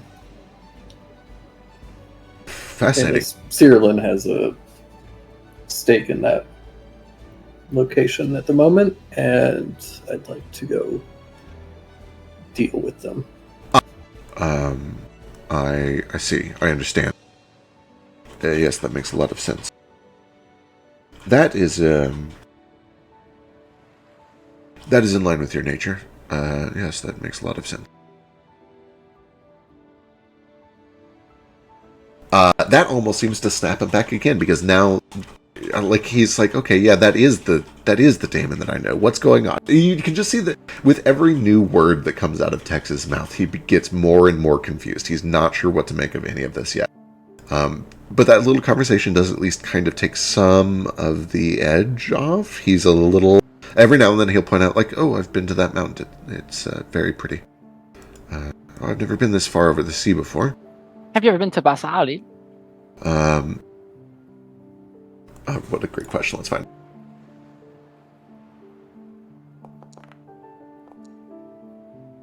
It was a long time ago, yes. I went there, believe it or not, in search of De La Muerto. There's a strong... It's not. I'm pretty sure it's not there. No, of course not. It's in the desert, but they have a strong connection to the necromantic ley lines, and I thought that I might be able to find some spirits there that... Oh? In Basali? Oh, yes. The whole thing is just lousy with necromancy. Quite fortuitous of me to go there to become a lich, then, no? It certainly does seem fitting. I assume that's perhaps why you picked it, but I take it... Oh, no, I picked it because I grew up there. Well, and then I ran away.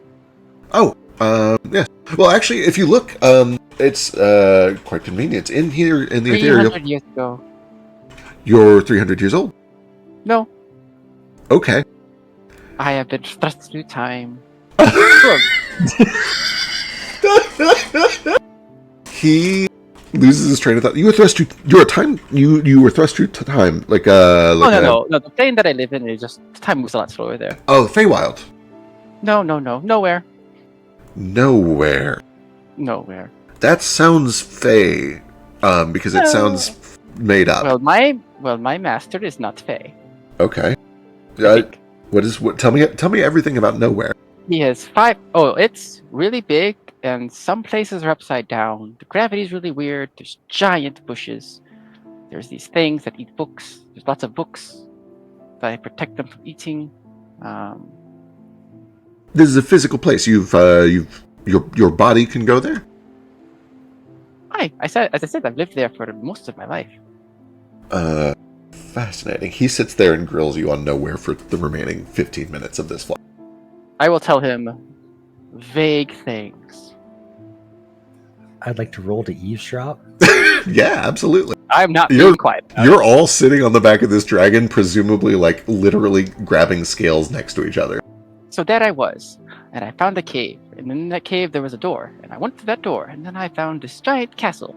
That castle was a library. And then I played there, wait. home, and then I played there. Wait. Did you get to the outside of the castle through the door, or did you just walk into the castle? Well, so here's what happened. The door led outside of the castle, and then we found the castle, and we're like, whoa, we should go play in there. And then we went inside. I don't forget how. We guys kind of slipped inside. I'm really good at that. And then I was like, whoa, you're like 50 feet tall. And he's like, I'm like 60 feet tall. And I'm like, whoa. And then I was like, you want to play with me? And he was like, what are you doing here? And then he was like, well, now that you've been here all day, you have to go home. So I went home. And then I took a nap. And then I came back. And I did that many, many times. And eventually he was like, wow, you're never leaving.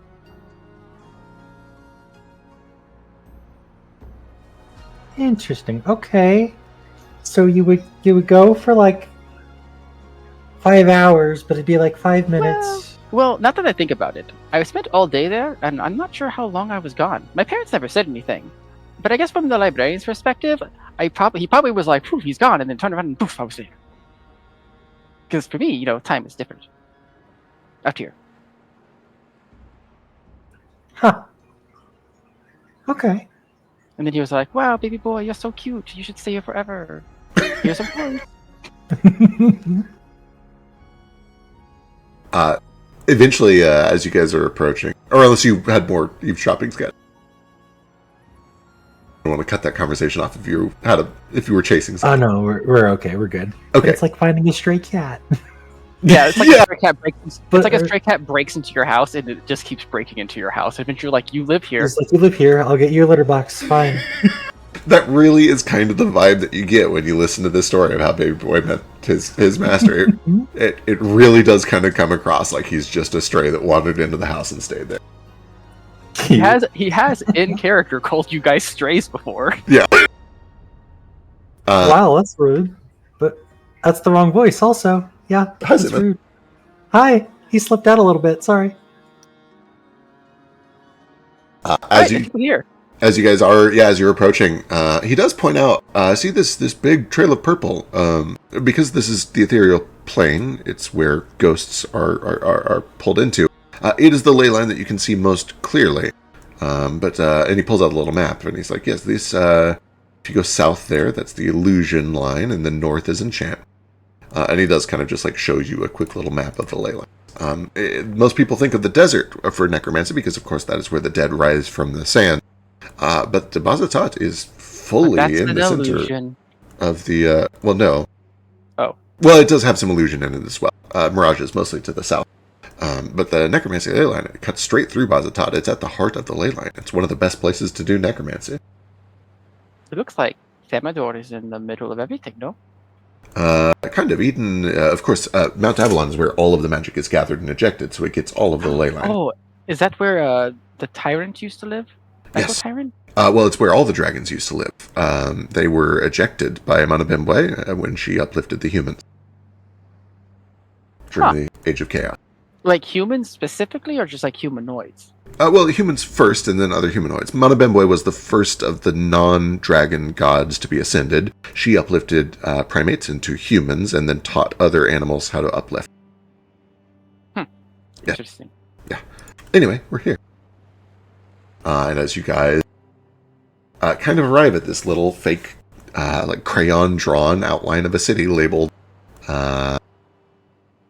Basata, you step back into reality.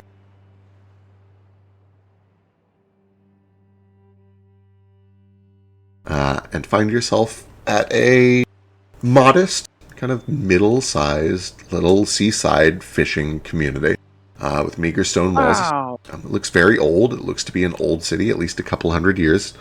You see that they have a port, and there are a couple of ships that come in and out. Tall mountains that kind of loom over the city, and woods in all directions. I assume that you emerge just kind of in a courtyard somewhere, or right outside the city walls. It's kind of up to you. To the cemetery. And you just waltz in and head straight to the cemetery. I assume it's nighttime, so it's probably fine. It is. I actually should change the lighting. Nighttime. All right. Well, I was going to do this by myself, but I guess you guys can help me.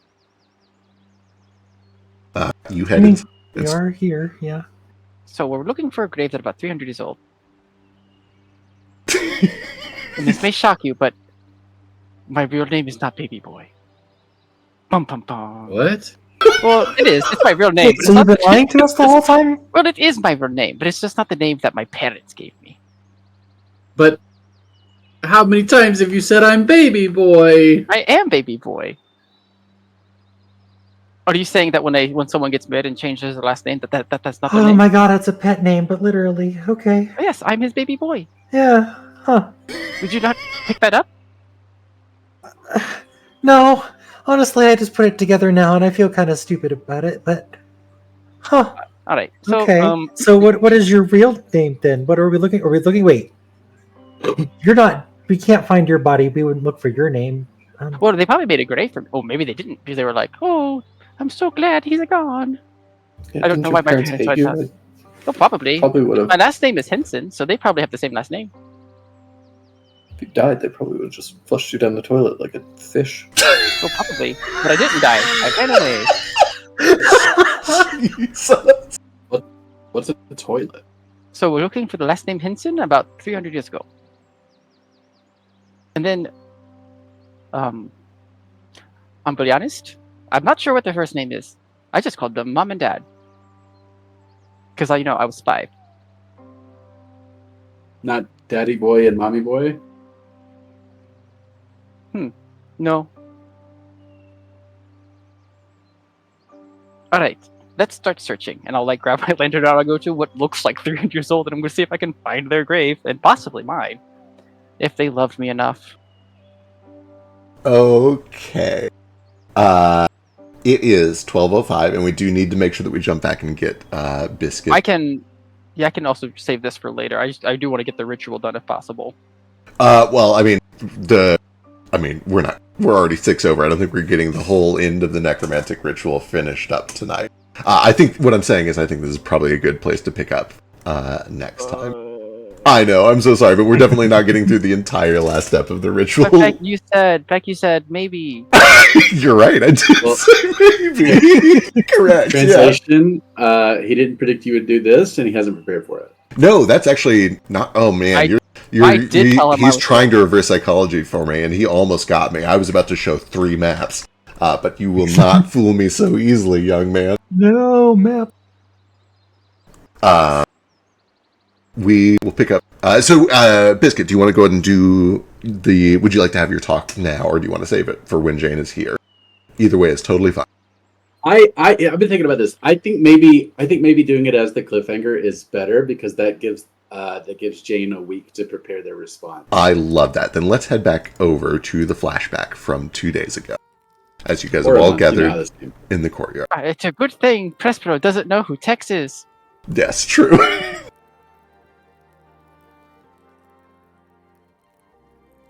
Good thing I've been keeping that under wraps for this whole time. Yep. Can't wait for a single fucking spell to really cock it all up. At least I'm starting. now Literally it just is a flavor, too. It's not even what the actual stuff. Right. at least it's a 5th level spell at level 12 instead of a level 1 paladin casting divine sense. Yeah. Right. I'm starting to think that Tex is not a cat. Wait, really? I know it's What gave it away?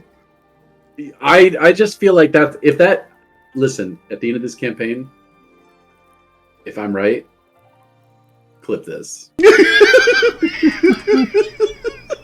Got it. Anyways, the sun is setting. You can smell dinner being prepared inside. Baby Boy and Argumentavex and Jane are all a little weary from hours and hours of endless spell casting. Baby Boy, for the record, is he has stitches running from the sides of his neck, down his shoulders, down his forearms to his wrist, and then the sides of his rib cage and over the top of his thighs and down the back of his calves, where it looks like they opened up his meat and carved into his bones for the past 8 hours. Now I'm the fursuit. Oh no! Jesus Christ. No. Oh, are you good? Is it weird? Do I you mean, glow in it the hurt- dark now? Oh, hopefully. Probably not. It kind of hurts, but he gave me some medicine. That's good, I guess. I'll put the suit on so you don't have to stare at it. How about that? I'll get back in my suit so that no one has to look at my deformities. No, I think that's your wrong voice again. Damn it! I think you should probably keep it off so you can think about it the whole time we're here. If that makes sense. I don't know. Like, question my judgment? Just to make sure you're sure. I'm sure you're sure, but just to Oh, make I'm sure. sure. I'm gonna be so spooky. I feel like he's pretty committed at this point. Yeah, I guess so. I just, I'm gonna had be to the try. silliest lich that ever was. Lich that ever was. I'm happy for you. You get to be the silliest lich. That's...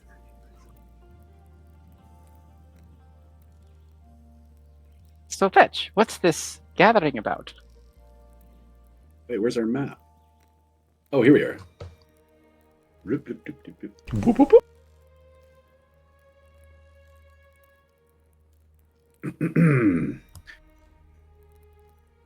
Your Honor,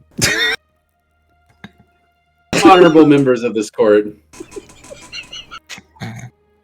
the matter before you is not simply one of battlefield error, but one of deliberate choice by a mind that does not feel, a machine, a cold and calculating logical machine. The accused, Jane Jacuzzi, is no impulsive mortal, swayed by fear or confusion. She is the engineered product of Tesseract and their darkest designs. Her thoughts are as precise as clockwork. Her decisions measure not in mercy or compassion, but in cold efficiency. She has killed others to keep her secrets. Are we to say she wouldn't do so again? She seeks the erasure of our very timeline. And when the moment came to decide whether an ally's life, mine, was worth preserving, her calculation was instantaneous. Ally, expendable. She saw me unshielded, within the reach of her aging spell, and she had the means to spare me or to shift her aim, withhold the casting, do something, but instead she released it, not in a fit of passion, but with the cold deliberation of one who weighs friend and foe alike against a singular objective. Her objective. This was no accident.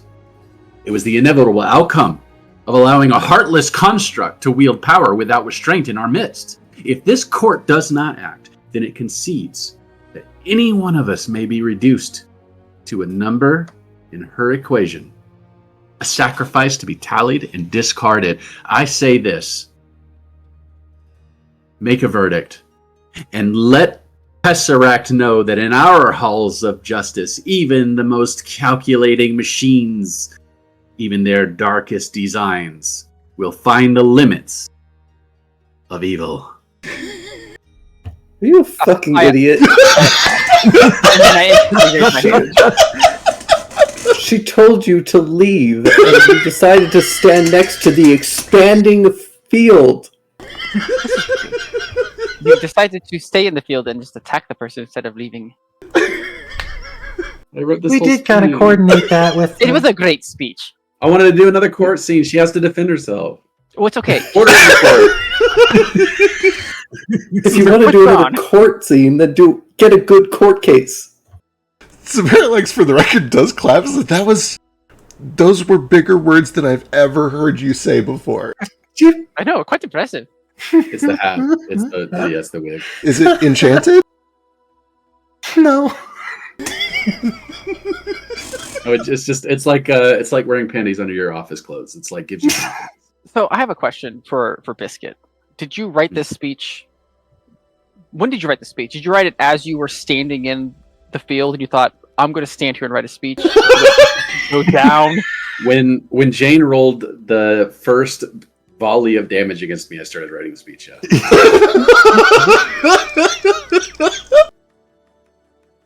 Incredible. All right. And then you I love decided. how Then I you also- decided to stay in the field. You were like, you know what? I'm committed to the bit. I'm staying in the field. I'm finishing my speech. I have more. I'm going to bring up Tesseract. We're I was do a gonna say- cross-examination. We're ending on a cliffhanger. Jane has to respond to all of this. That's my opening statement. Amazing. All right, we'll pick up here and also back in the future next time as you guys go dig up bodies for you don't know who yet. Yeah, we don't know who. You have a last name. We have Remember a the last name? Oh, on the topic of that, in the notes, I have it listed as Hansen. Is it Hansen or Henson? Henson is objectively much funnier, given your love of puppets. Yeah. Let me. I know I sent it to you at one point in time. You did. It's up here.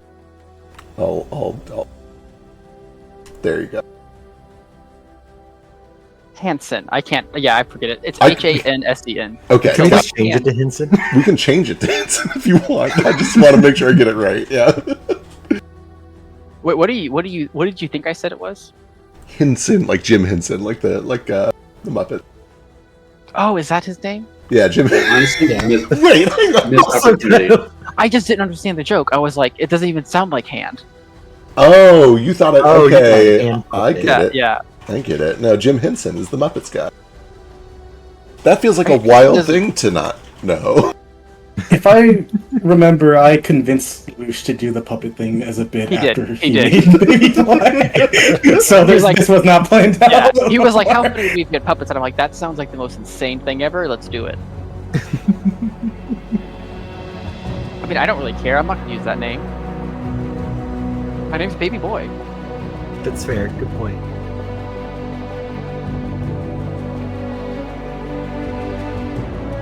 It's really funny that a long time ago, I think it was when we did the cat.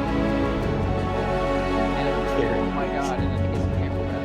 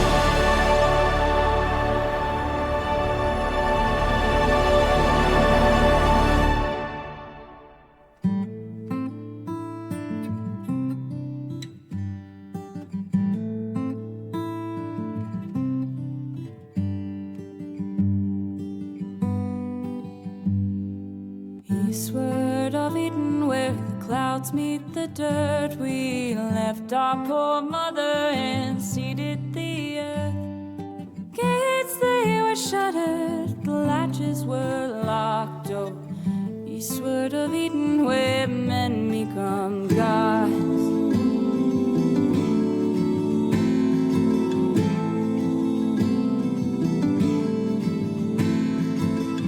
Though our people we toiled as one, the fruits of our labors dried under the sun.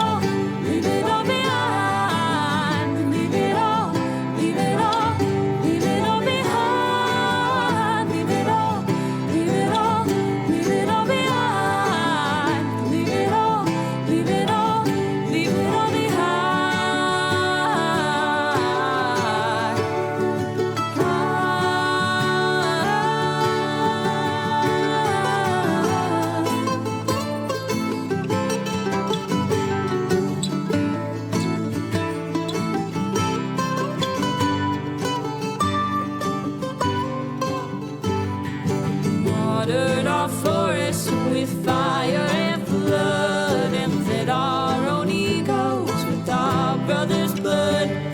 We stopped every ocean till they ate up our shores.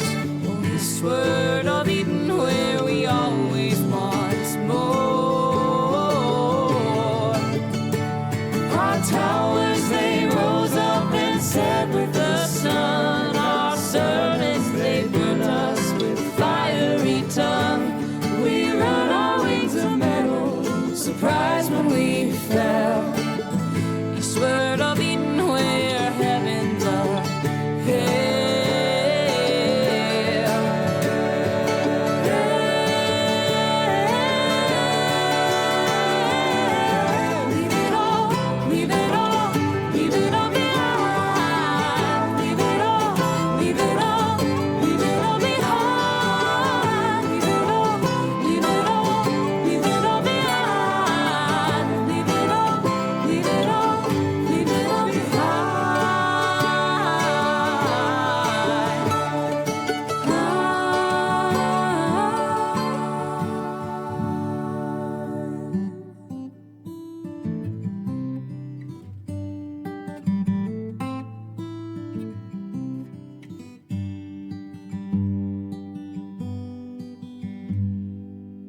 Eastward of Eden, where the dust meets the dirt, we murdered our mother and strangled the earth.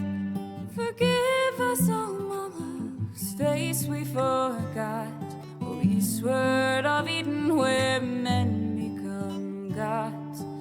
Eastward